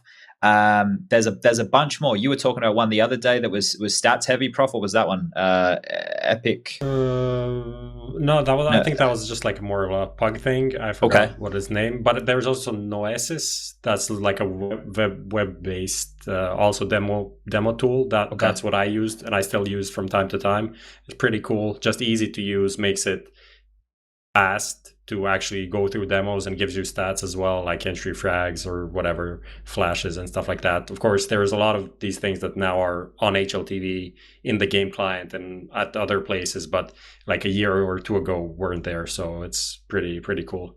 So there was oh fuck, I just lost my train of thought. Oh shit, I've just actually gone mentally blank. Give me a second. It might come back to me. It might not. No, it's not going to come back. But Blame, from the complexity camp, are there any tools which you guys use that on a regular basis, or keita uses, or your analyst uses on a regular basis here to help you guys with prep? Or is it just looking at the stats on HLTV and watching the actual demos? We use ShadowGG. Okay. And we use Refrag. And we've been using pretty much both things since the beginning of this team. Like, we used a lot of Refrag, for example, against the Astralis in our first blast win. Like, really studied them hard, like using that and running all the executes against us and all that in that one. So okay, so this is perfect because we're going to actually screen share some of my shit here. Lucas, screen share it now, I guess. Hold up, I gotta fuck. Yeah, you can do it now. I'll show people. Okay, so we're going to go through a couple of different tools for everybody. Now, this is ShadowGG. I've used this a couple of times now. From a broadcast perspective, when I go and talk about the stuff I talk about, it has to be broad stroke enough that it's good enough to understand on a base level for a casual-ish viewer, and it has to be interesting kind of for people who know a little bit more about Counter-Strike, right? So ShadowGG is a really good tool that I use personally to take a look at tendencies that we're always talking about, and I want to show some people at home the examples of some of the stuff here. So you can create reports, right? This is a scouting report that I had created on Big, and what I did was I grabbed their last 5 demos that they had played on Dust 2, and I basically have like a path map here of Syrison. I've got like the grenades that they're using on the CT and T sides, and I'll show you guys what this looks like, right? So this is the CT side for Big, and this is Syrison's pathing throughout a game. So this is the positions that he's gone from the last 5 demos. Now, obviously, we're not factoring in things like what gun he has and stuff, but you can see quite clearly he doesn't alter very much on the CT side. He's around middle. He's getting boosted cat, going aggressive, playing over towards A ramp, and establishing long control. That's pretty much all he does on the CT side from their last 5 demos. So you can't get more recent than that, right? So this is one of the things that for me I would look at as an analyst and go, okay, well, I can tell the viewer at home these key positions. Look out for Syrison here. He's like their best player on Dust 2. But from a perspective for you, say, Blame, how would you guys use this information in a similar way, just knowing the tendencies of the places that he likes to hold? Is that what you guys are looking for with this stuff? I definitely think like ShadowGG is more an overview rather than like very detailed knowledge about them. I would say I would use ShadowGG just to get an understanding of how they develop map control, or like what flashes they're throwing, and like very basic stuff. And then if I want to go more in depth to it, then I go in and actually play the refrag and go in and run the executes against myself, and knowing like what smokes they're throwing and when they're throwing it from, what positions and whatever, like what positions get blind and all that. So I would definitely say ShadowGG is more for like an overview for me. I remember I used it even before I became an IGL. I used it to see how people took map control against me in the position I was playing on CT side, and the same on T side, like how they would like play against it. So I would always watch it and say, if I'm playing Connect on Mirage, how are people taking mid control? Are they throwing 1 flash out mid? Are they throwing 2 flash out mid? When there's only one guy out mid faking, then it's usually only 1 flash for some teams, and might only smoke top mid, whatever. So I think that's more for like an overview for me, at least. Okay, so you're going into that detail. So you guys can see more of it on the screen, I'm assuming, right now, right? This is another example. This is the grenades that Big on the CT side of Dust 2 are using throughout the round, right? So you can see here, they're always smoking the cross, right? They're either this smoke or that smoke, always. They're always doing that. And then usually their first option is to get the Molotov in towards tunnels, and to get the Molotovs and followed by HEs in towards long doors. You're getting the flashes coming in from car. You're starting to get a very good picture here of how they're setting up their rounds. So, Prof, for somebody like you looking at this, is this really good information that you would want as a viewer at home, or or as part of a team, something that you think you could use even in the coaching that you've done? I've always kind of struggled from getting from this to an actual like analysis of what a team does, from my perspective, like watching these ShadowGG and similar things is just to watch the demo, as blameF said. Like when I see this, I still really can't judge like what is actually going on in which round, like when they tend to do like when do they go for that like a long hold, or when are they going for like not mollying B tunnels, so you can actually exploit that, right? That is the thing that I did not really understand how to do, and I'm not sure if any of these programs are doing well yet, but like I have a limited knowledge, so maybe they are doing it better, maybe they improved, and maybe some teams are doing it like doing demo or anti-stratting or what, just based on programs. But I feel like it's still, like maybe Blame can attest to this because they did a lot of anti-stratting in that team, that it's more still about just watching and having someone understand what is going on in the round. I think it's more like identifying when they do the different stuff, because I mean, obviously it's nice to know that they both smoke close split and they both smoke like they cross smoke, or you just bounce it. Like that's a nice knowledge to know, but I'm also going to know that if I just watch one demo or just go through one ShadowGG. So it's more about finding out like, okay, when they boost shoots on short, is there any like tendencies long?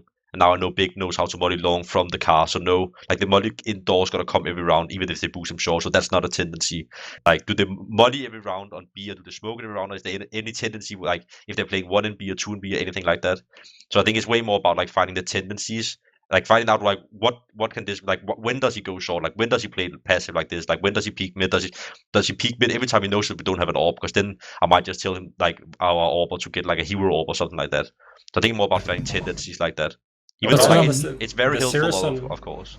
The series on heat map that just shows him going like mid, long, or short, like never on B, that is some decent information, I feel like. Like if you see him on B, that means like something is off. Like this is a weird setup from them, probably like him soloing B or whatever. Because that obviously says that tabseN is playing the secondary op on B or mid most of the time. I think it's keita. Or keita maybe? Yeah, I think... I think Dust2 is keto. Yeah, I think Keto's secondary ops. Because tabseN, I can show everybody here if we're still showing this. This is I think tabseN has the most freedom on big, right? Makes sense. But he seems to be a bit more in the thick of it. When they need to play 2 players B, he's playing close middle, and he's a bit more all over the place here.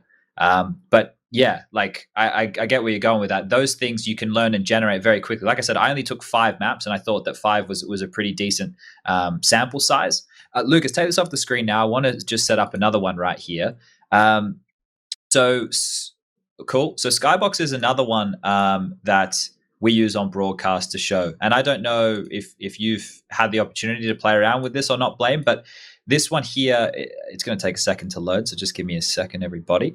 But the details on something like this here, this is obviously, now we're going from the top-down 2D to something which, you can bring it up whenever you want, Lucas, something which is a bit more, 3-dimensional, and maybe you can see a few more details. So this is just from a pug that I played, right? This is loaded into my Skybox account, and Skybox have actually done a much better job recently of the graphics, right? I don't know if you guys can notice. I've spent a lot of time on this tool, but there's a lot more now in terms of making it look like Counter-Strike and easier for people to understand. But I don't know in terms of... This is your face of the game. I think so. I'm not 100%. I didn't upload a demo here or anything like that. It must be FaZe because my alias is Janups. So it's like I play with Halvor and Hunyanya. This one's from like last year or some shit. But this one right here, when you look at this striker, do you think that this has a, like now with the way it looks now, like on broadcast, this is something which can land and do a very good job of explaining things, just looking at it basically, right? I mean, honestly, that's now that the graphics have improved and it looks like CS. Like if I didn't know that this wasn't CS, actually in CS, I probably would be sold. Okay. So I feel like this is, considering how bad like the demo viewer and stuff like that, working around that is, this seems to me that it's very useful, especially for broadcasts. Obviously, I'm not entirely sure about practice because there's also like other demo viewers and stuff like that, and I'm not entirely sure what you can do differently compared to that. But in terms of broadcast, I can definitely see how this is very useful. So there's one option here, which, where are we looking here? Range indicators. So that's I. So right now there's not many grenades getting thrown. Let me go hopefully forward a couple rounds. Maybe we throw some grenades in this pug. Now, I don't know the accuracy of this. This is questions I'd have to ask Anders, but like you can see I fucked a fucking smoke there. That's me throwing the smoke wrong. But you can see with those range indicators, the flashes or the orb around the flash coming on through. Now, I don't know what that means in terms of, is that the radius? If they're in it, they're full blind or what we're looking at. But these indications right here, at least from my standpoint, is something that can show the viewer clearer than a demo, because maybe you missed the flash, maybe you missed the smoke, something along those lines. This here, at least from that way, is positive. Blame, do you see any way that a 3D tool like this could help you in prep, or do you think you'd keep it to your system at the moment? I don't really like to say like I don't want to use anything else. I like to try new stuff and always give it a chance. But obviously I don't know how it works. But from how it looks right now, it looks pretty good to give the overview. But I would say when you are a professional player, you can easily see the same from if you go on a regular demo tool like Refrag or like just like watching a demo or whatever. As someone that watches so many demos, like, are you super upset about how it works? And like going back in time obviously takes like 5 minutes. And all of the issues the demo viewer has. Not like, on Refrag. Not on Refrag though. It goes into the Refrag, and I've been using that for like almost a year. So I never had any problems like that. We're going to show people that one in a second. So Lucas, take this off the screen for me. Prof, I'm going to need you to carry the actually. Look, I actually have a question for okay, do it. So the question would be like, just in terms of anti-stratting and preparation, actually just like practicing on a server, how does it go?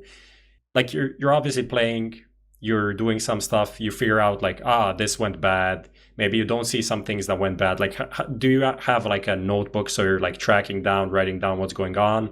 Is it the coach? Do you have like an extra analyst on the server watching as you play that's like noting stuff that's going on? How does it work from like those details?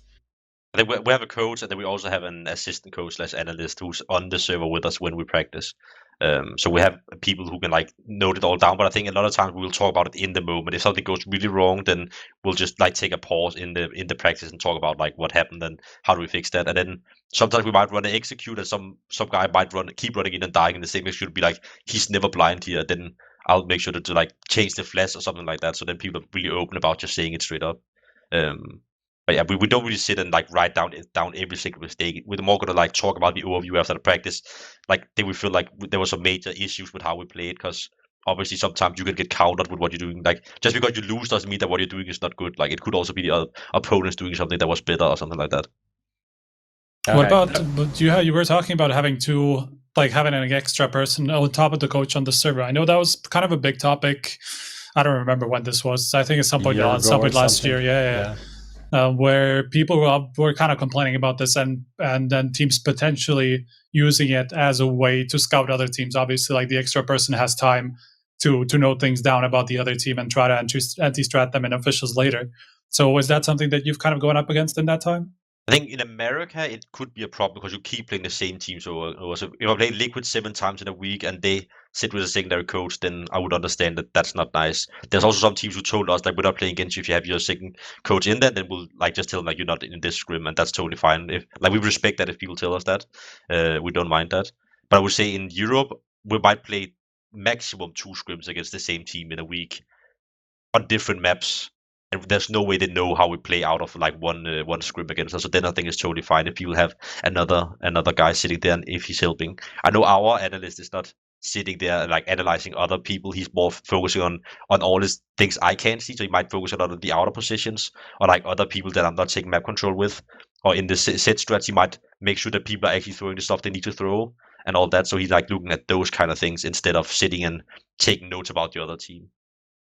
Okay, so this is good. I've got it going. Lucas, you can bring this up now, and I just want to go. Blame's going to have used this a lot more than me, so I'm going to be fumbling around like an idiot, and you can tell me where I'm going right and where I'm going wrong. So I'm just in a server right now. For those people who aren't familiar, Refrag is something that ESEA have released. You need to have an insider account for it, and basically it's a practice feature. Now, you can see, hopefully, on the screen, On the left-hand side, there's, here we go. The map's changing. The demo's finished downloading. But on that left-hand side, you can see a bunch of different options, right? There's Restrat and NADA, which I think are probably the main two which Blame would be using with complexity. But there's a bunch of other ones, right? There's the pre-fire mod, which is, I think you guys have that in YPRAC servers. Here we go. So this demo is playing right now. This is Liquid versus Astralis. We'll get stuck in that in a second. Where have we got here? I want to go Refrag. And so we've got NADA tool, which is to do with grenades, obviously. That's what that makes sense. And the Restrat one, which is what we're in right now, which is the demo viewing function. Pre-fire, Team Duels. The Team Duels one, you can set positions on where you want to take fights. I don't know if you've used that one too much, Blame. No. And then B-Rush is a mode that we used to have back in, I think 1.6 in source, where it was like 5 Ts versus 3 CTs defending a bomb site. And that was just a bit of fun. But the ones we want to focus on here, first of all, is some of these tools. So right now, I'm in the demo. I'm running around. I need to find my no clip. Hold up. Here we go. So we need to say no clip. Sorry, everybody. You think I should be better prepared than this. All right. So what some of the cool functions with this here is you can fast forward very quickly, right? Like I've just gone through a round instantly. I just went forward around instantly, which is something which takes a long time if you use the normal demo viewer. I've just gone back around instantly. So this kind of functionality right here, I'm sure somebody like you, Blame, it sounds like you're watching a lot of demos, has saved you a lot of time. And that's the biggest thing for me, is just being able to like fast forward and go next round and one round back instant. That's the biggest thing for me, because when I watch the demo, I watch the same round a lot of the times to make sure that I got. If I watch something that's nice, I'm not just gonna watch like the part that's nice. I'm also gonna watch the out positions. What did they do? Like, did they do any fakes? Or did they throw anything utility that helped the strat become what it was? Or like in default, like what? I'm not only watching one person. I'm watching all of them to get the full perspective of the round. So the biggest thing for me is definitely like being able to go fast to the next round and the round back. So this next feature that I want to show everybody is I was just getting us forward to the rounds right here, and this is just a B rush. It must be the next round, but there's a B rush that Astralis do here, and I showed this on Pimp Stream the other day, and I thought this was demo. Are we showing the right thing here? Should be the B rush. Is this the B rush? Hopefully I don't have to fumble around like an idiot too much. But basically there's a B rush that they do, and you can turn off. I just turned off the CTs, right? So right here, you're going to see Astralis. They're going to do this B rush really, really quick. And you can put refrag into different modes. So right now we put on the versus mode. Now there's a lot of different options. Let me get out of the way so I'm not getting fucking constantly flashed here. But there's a lot of different options with this right here. The JKS treatment. Yeah, getting wrecked. So you can have the bots shoot you. Now, I don't know, do you normally have them shoot you, Blame, or do you want to just see them run the strat?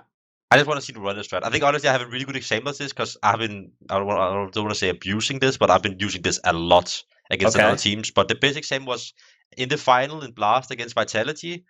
I knew they had a set strat they like to do, where there's like a smoke in front of gate, and they come. One guy runs fast as a T, runs fast close to gate. Then he gets one flash from Saivu up silo, and then he runs in gate, and that's kind of like supposed to be like an inner pop, and then the rest come door and hot. And we watched it, and I maybe like went through it like 1,000 times, so I knew exactly where to stand. And I wish I should have said that before we could have taken it up. But what I literally do against them in the final is like I go into the gate wall, and even though like it's the middle of the round and I see a smoke coming and they will easily shoot me, I'm standing in the middle of anything. I'm facing the wall and looking straight into the wall, because I'm so confident there's gonna come only one flash. And as soon as the flash popped, then I kill the guy trying to go in gate, and I kill Saivu top gate, and we win the round. And it was one of the rounds where I know this is a really important round for them, so they're going to go back into something they're really comfortable with. And I know this is a set strat they're really comfortable with, so I know that this set strat will come. They have ran it in every single match before that we watched, so I know it's going to come, and I know they throw one flash. So as soon as I saw that smoke come close gate, I just looped into the wall like an idiot, and I killed both of them, and it was honestly like a really important round. So I think that was honestly my best example from it, where I really like have sit on the server and watched this strat so many times. Now, hit it. No, it's just like I love how that's a perfect example of why antistratting, what antistratting is, right? Because obviously this wouldn't happen between teams that never played or never knew each other. Like a random match that happens in some lower tier between teams that don't know that they're about to play each other. And this is like the next level at the top tier, where people play against each other, to pick up each other's tendencies, and that changes the meta of the game and stuff like that. I just like that example a lot.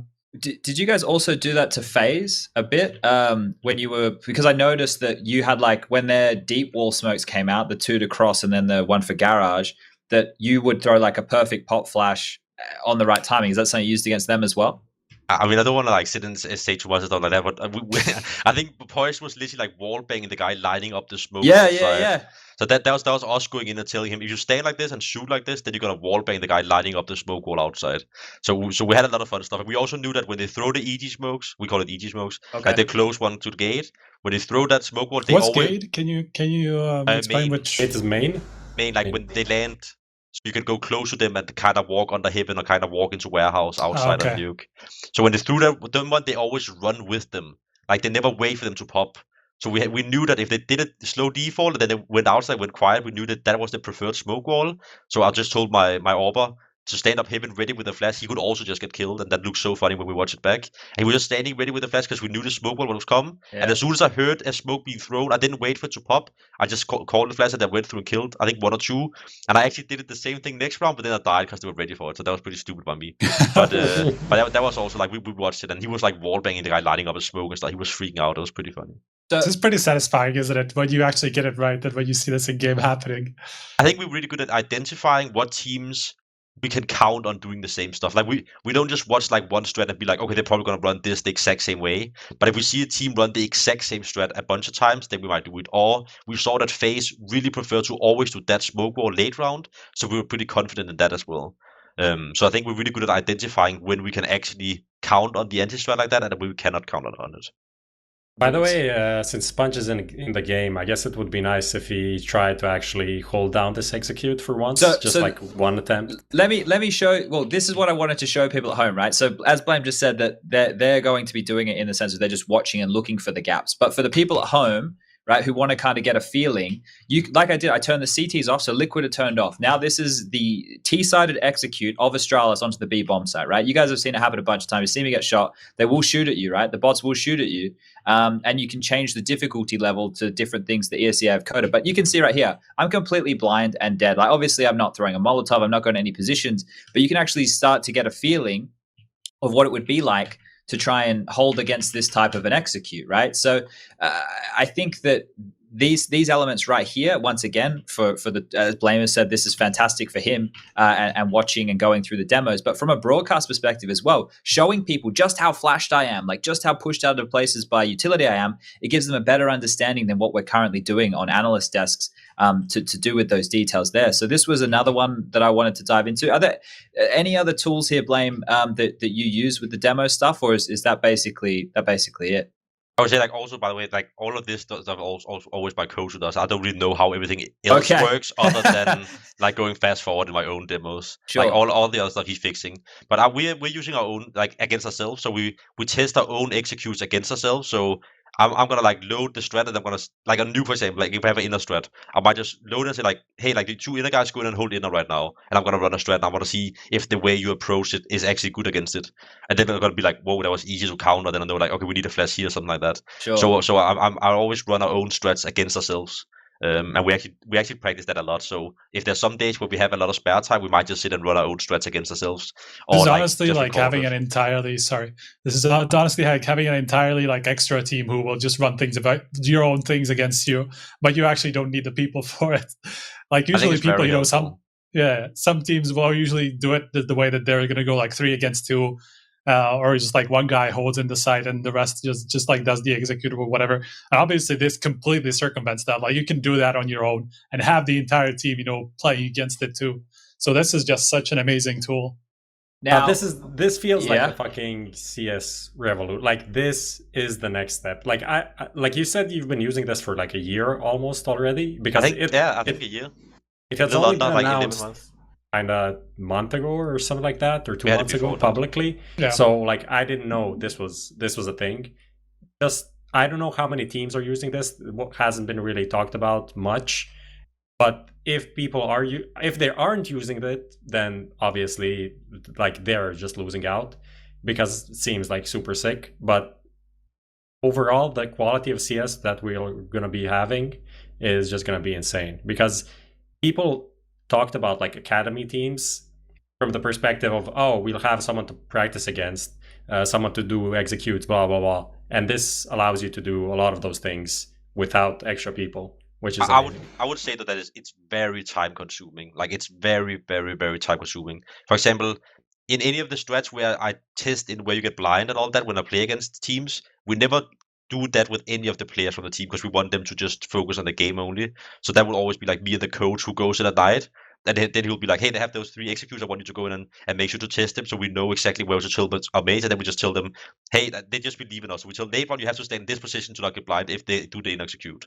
And then they just stand there. Then they know, like, okay, I'm not going to get blind here. Or, like, they always molly this when they go in. So we never make our teammates do that. We just tell them, like, how it is so they know that when they go into the game. Because I remember, like, when we were playing that blast, we're sitting up like to very late every single night and going through the demos and watching their strats. And some teams might have like 10 strats on one map, and then we have to identify maybe those 3 are the ones they run the most. So that's the one we're gonna hard counter or something like that because it's very time consuming. Okay. Did you have some situations where you put in this like a shit ton of work and then it turned out to be for nothing? I think the hardest ones is the one where you we always anti-strat all maps we can play against teams. So I know some teams might only do like 3 maps or something, but we always anti-strat all the maps. So sometimes it can be the kind of like demotivating sitting and hardcore anti-stratting a map where you know like there's a very small chance you're playing it. But I still have to be ready to coL against that map. So I still go in and watch all the strats and all that, so I know how to explain how I want to play against it. But then it turns out I'm not even playing the map, and then I use maybe 2 or 3 hours sitting and going through all the strats on the map. That can be kind of annoying if you're like don't have too much time or something.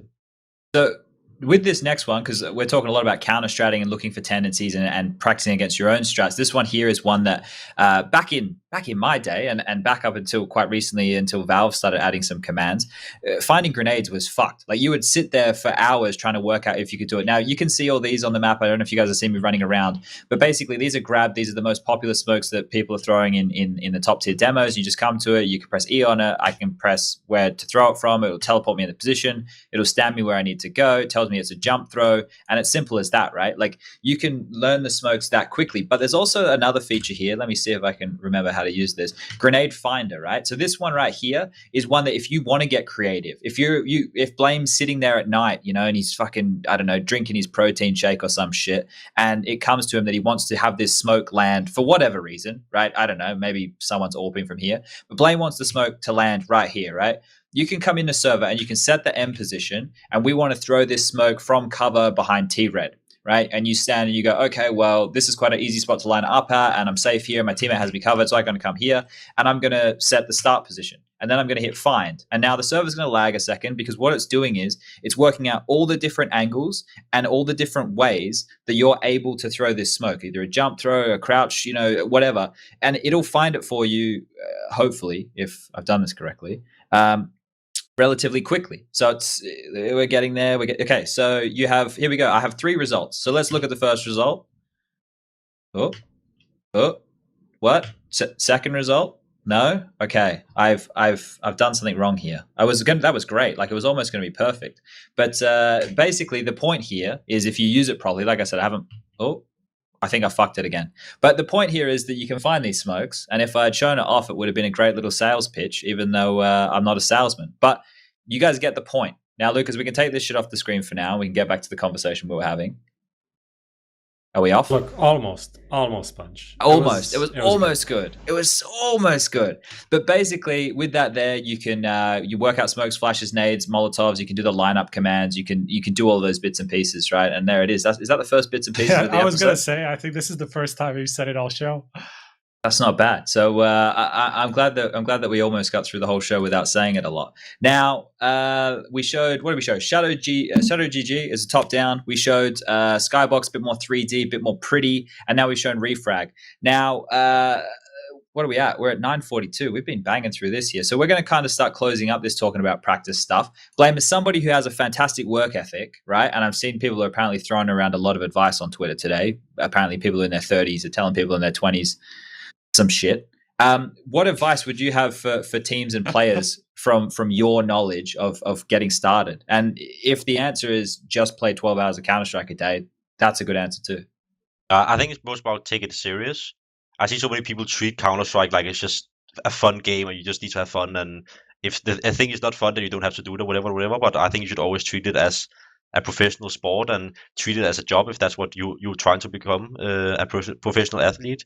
And everything that that requires, you need to do. So if that you have to sit and play 2 or 3 hours of deathmatch a day, then that's what you have to do if you want this stream. Or if you have to sit and watch demos while all your friends are poking, then that's what you have to do. And for some people, it might just be playing a lot of poks because they don't really like playing that much after practice or whatever. Then that's what I'm telling them. So I think it's very individual, but you need to do what you need to do to be professional. And I think everyone can be professional. I, for myself, don't see myself as a big talent or anything like that.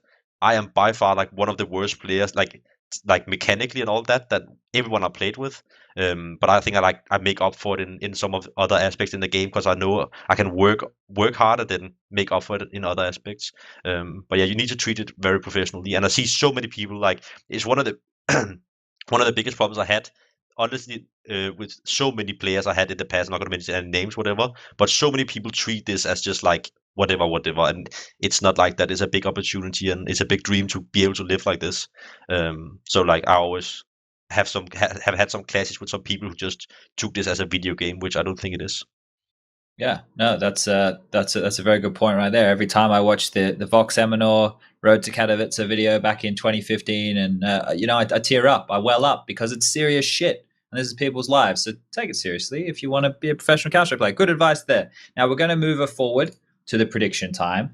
Now, Prof, did you have anything in mind here? Do you want me to just come up with some quick fire ones? What are we thinking? Yeah, we need to do something quick. We spent a lot of time anyway. I guess like what we can do is just like, maybe we can throw out some like basic expectations about the rest of the year, and then lock it up with like looking at the rankings and seeing, okay, this team is now number 20, let's say Heroic. Yeah. They're going to rise 5+ spots until the end of the year. Okay. And have some like reasonable picks for like the rankings of teams.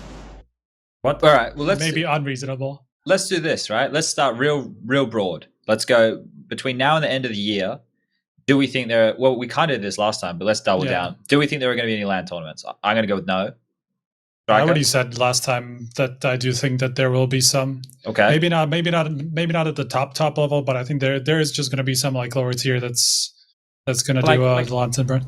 LANs with like international LANs with like top 30 teams, because we had like a Swedish LAN, we had a LAN in China or whatever. Okay, top tier LAN events like top we're used tier to. LAN events. I still think there are going to be like 1 or 2, because it's hard for me in being in Croatia where almost everything is super normal. Like, of course there is Corona, but people go out, clubs are open, even like the gyms are open, everything's more or less open.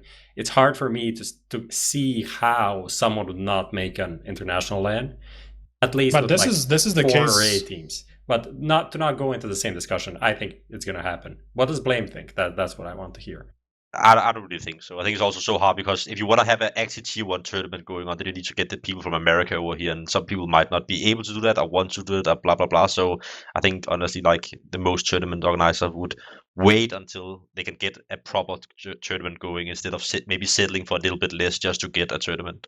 I feel like completely the opposite. Even if we remain regional, which I definitely agree with. I don't think we're going to get any American teams apart from those that just like move, like MIBR, who just moved to Europe, for the rest of the year or something like that. Like, we're not going to get like one-off tournaments where we have like all the continents together. But I do definitely think that some organizer will just jump at the chance to do like a European LAN with like a lot of the top teams if they can, like towards the end of the year. I think that's entirely possible. Okay, let's do this. We'll stick with you, Striker. Right now, we'll go regionally as well. So European, just a broad stroke answer here. Who do you think will be the top-rated European team this time when we get to that? Not this time, but like the bigger number 1 right now. Right, end of the year. At the end of the season, you mean? Yeah. Who do you think is going to be the European number 1? European number 1, huh?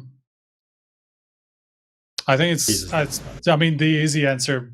I mean, there's an obvious answer to that question, but I don't want to go there, which is Astralis, obviously. All right. I don't know. Okay. All right. That'll be the easy answer, but I don't want to go there. Like, considering everything they've done. I mean, sure, like, we don't know what's going to happen with the lineup, but historically, it was a pretty good pick to say Astralis are going to be the number 1 at the end of the year, right? Like, they've been that for 2 years straight. So, apart from these last few months, so they would be an easy pick, but I don't want to go there. Yeah, but the problem is I don't know who else, to be completely honest. Well, Prof, who would you pick if you just had to like pick right now off the top of your head? I'd pick G2. That's who I was going to say.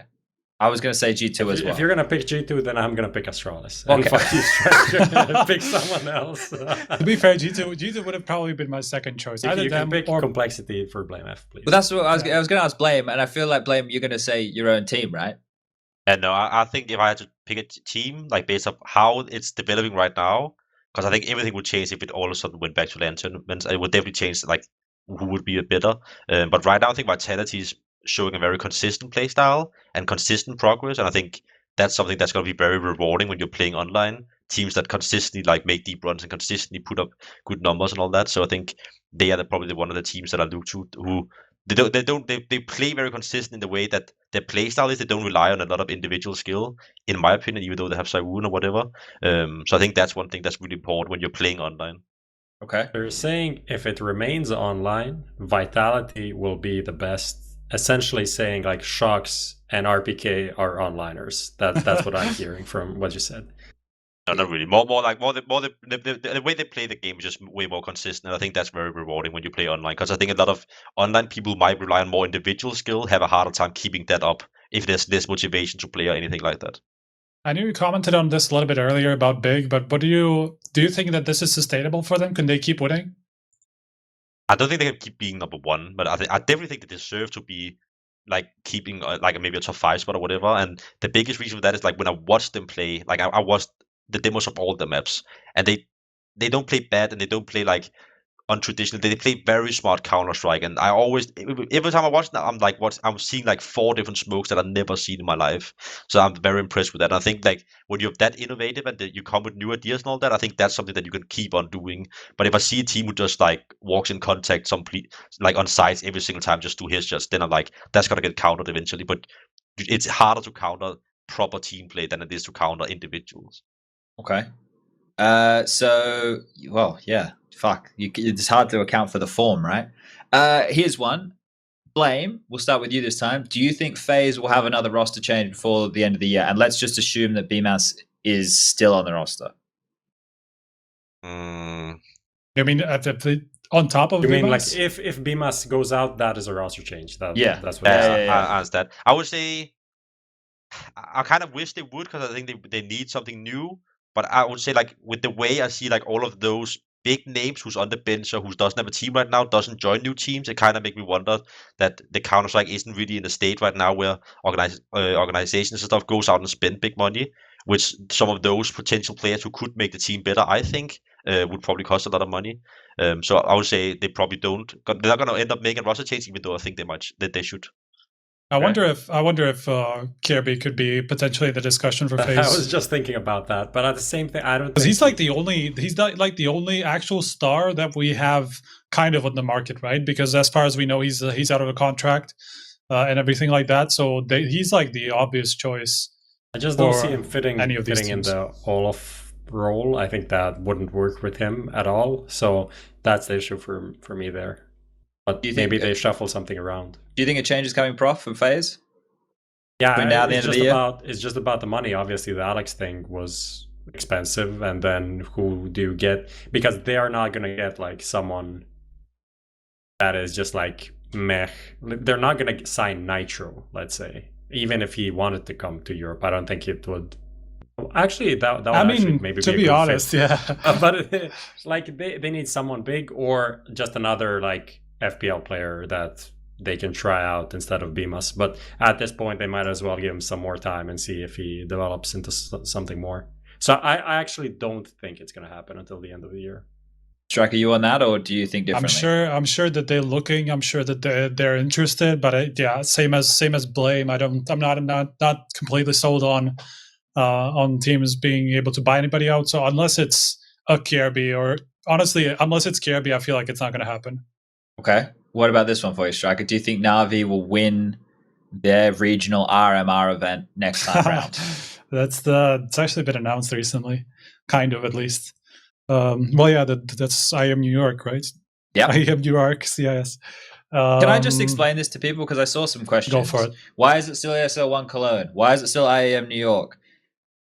These things aren't planned yesterday. They're not planned when they announce them, and you have to assume that a lot of stuff goes into this, like sponsorships and all this kind of shit. So it's for the brand name, I would assume. I'm not actually speaking with any authority here. I'm just speaking with the knowledge that I have from my side of the fence. So that's why they've named it that way. I know it might seem a little bit strange to all of you out there, but so is the fact that we all have to wear fucking masks and can't travel, and people are getting hospitalized at the moment. So it's fucked, but it's just a name. So who cares? Anyway, back to you, Striker. Are they going to win the next Daramara? Look, based on what we saw so far, I would say no. Yeah. But at the same time, I don't see... The thing is that, like, the other teams have actually not been doing that well. Like, Spirit have been okay. FaZe have just been doing pretty badly. Obviously went through, or like potentially going through a roster change. Yeah, their roster's a bit weird at the moment, isn't it? And then, like, the only team that you could look at and say that they could be competing for like a better position in the CS region is Gemba Youngsters, who have just been doing really well the last couple of weeks. But obviously that's against, like, you know, teams that are actually playing at this time, which is, you know, below, like, around the top 30 and below. We were doing short answers. Yeah, I didn't know we were doing short answers, to be fair. Didn't realize that. But look, I'm going to say no. Okay. Prof? I say yes. Okay, Blame, do you reckon they win the next one? Yeah, I think so. All right. Yeah, I feel they're going to bounce back too. It's probably not likely, but let's do this. I know you've got some ready, Prof. You got questions for Blame? Yeah, I'm just scrolling through the Instagram. I had one for the playtime, actually. All right, let's go. Let's go to playtime. Lucas, roll the bumper.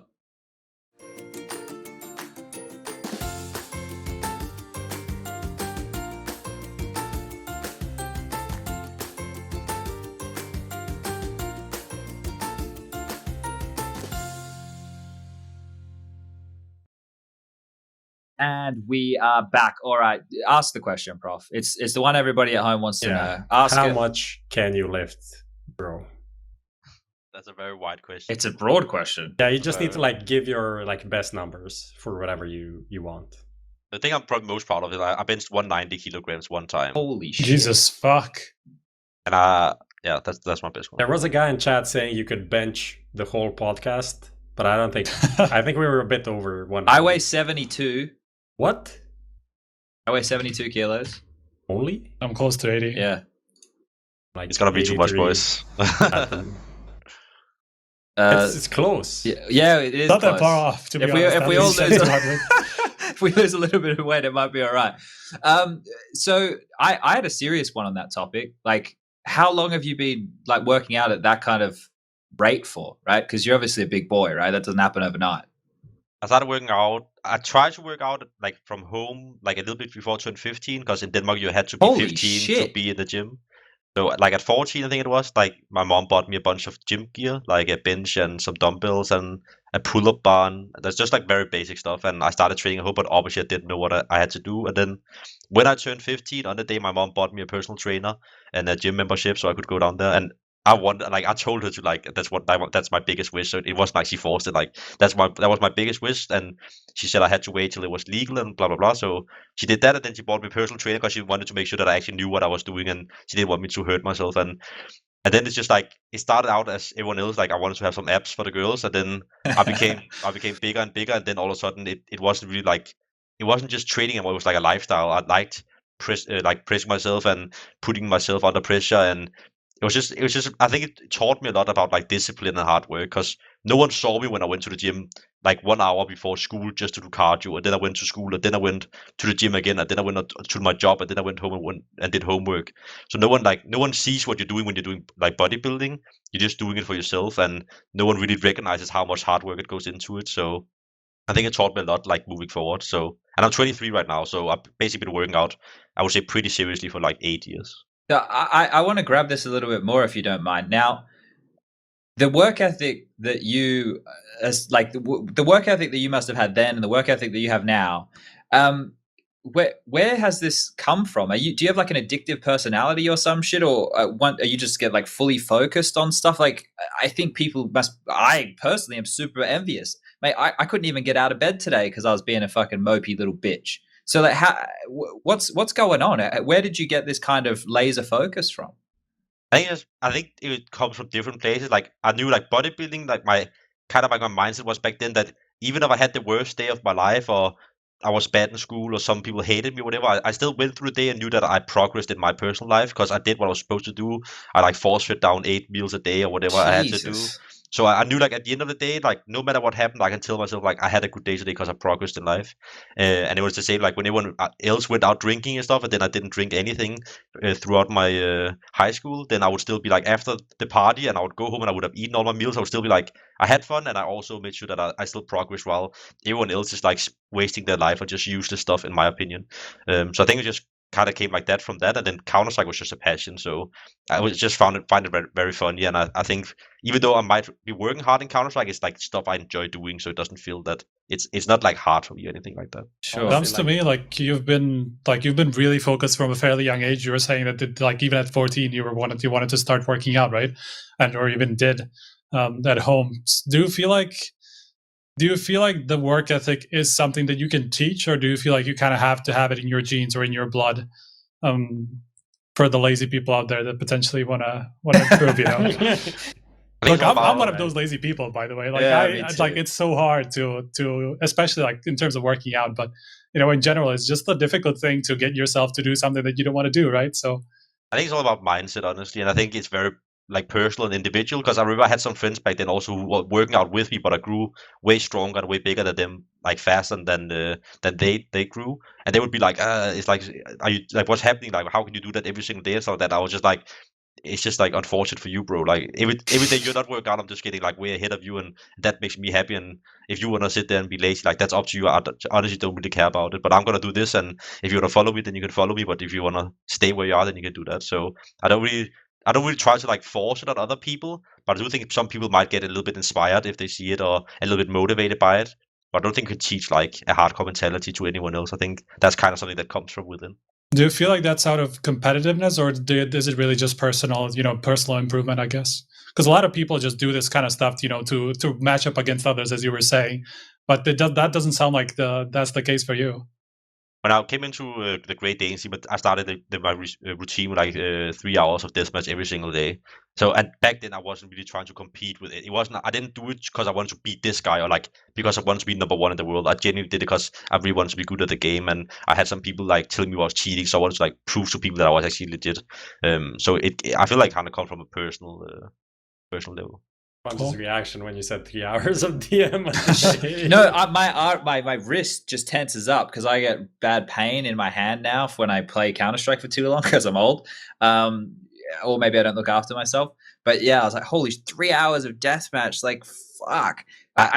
Yeah. I had so many people honestly, and it pissed me a little bit off because I'm kind of proud of like that. I put in that. I did that for 8 months straight. I didn't really miss a day, and I had so many people telling me like, "There's no way you did that." But there's many people who attest to that. Like I had an agent, for example, back then who like tried to schedule a meeting with me, and I told him like I have an official in 4 hours, so I had to start my deathmatch shoot. And he was like, "Can I just get a little quick call with you?" And I was like you have to understand on official days I do 3 hours deathmatch before them, and that's just it. And the same with my coach I have now, Keita. He also knows, like, back then he was also like, should we practice before this match? And I was like, I have to do my 3 hours of deathmatch because otherwise I'm not in the right mindset.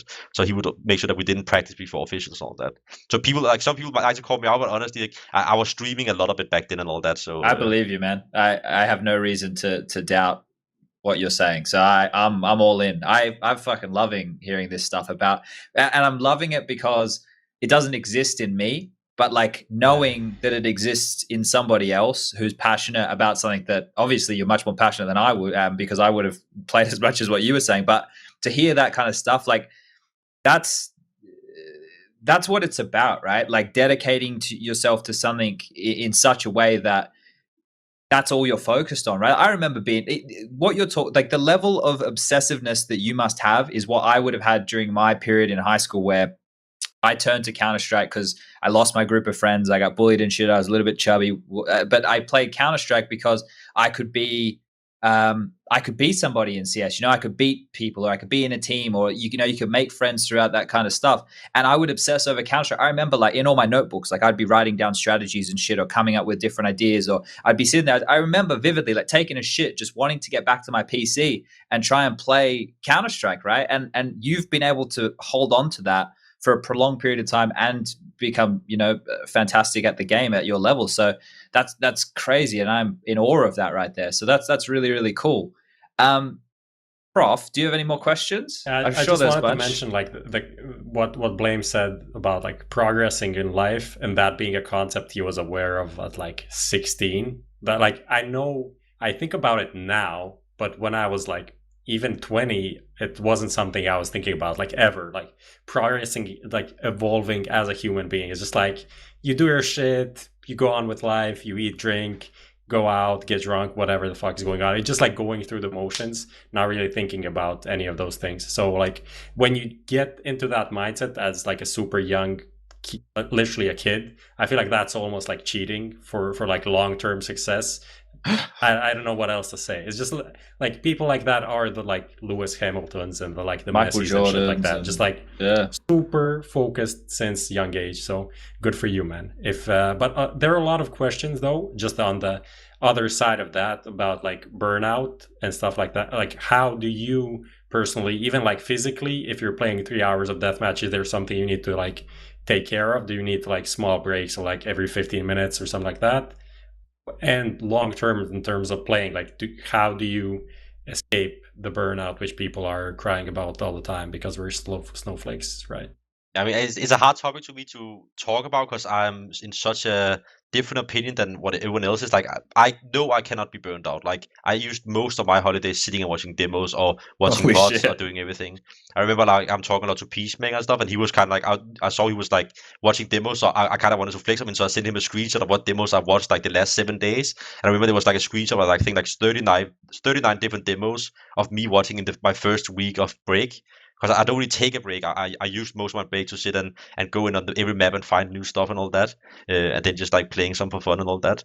And honestly, a lot of it isn't even individual, but more like me just enjoying sitting and watching Counter-Strike and coming up with ideas and all that. Well, so you're in our fucking chat all the time. Obviously, you enjoy the game.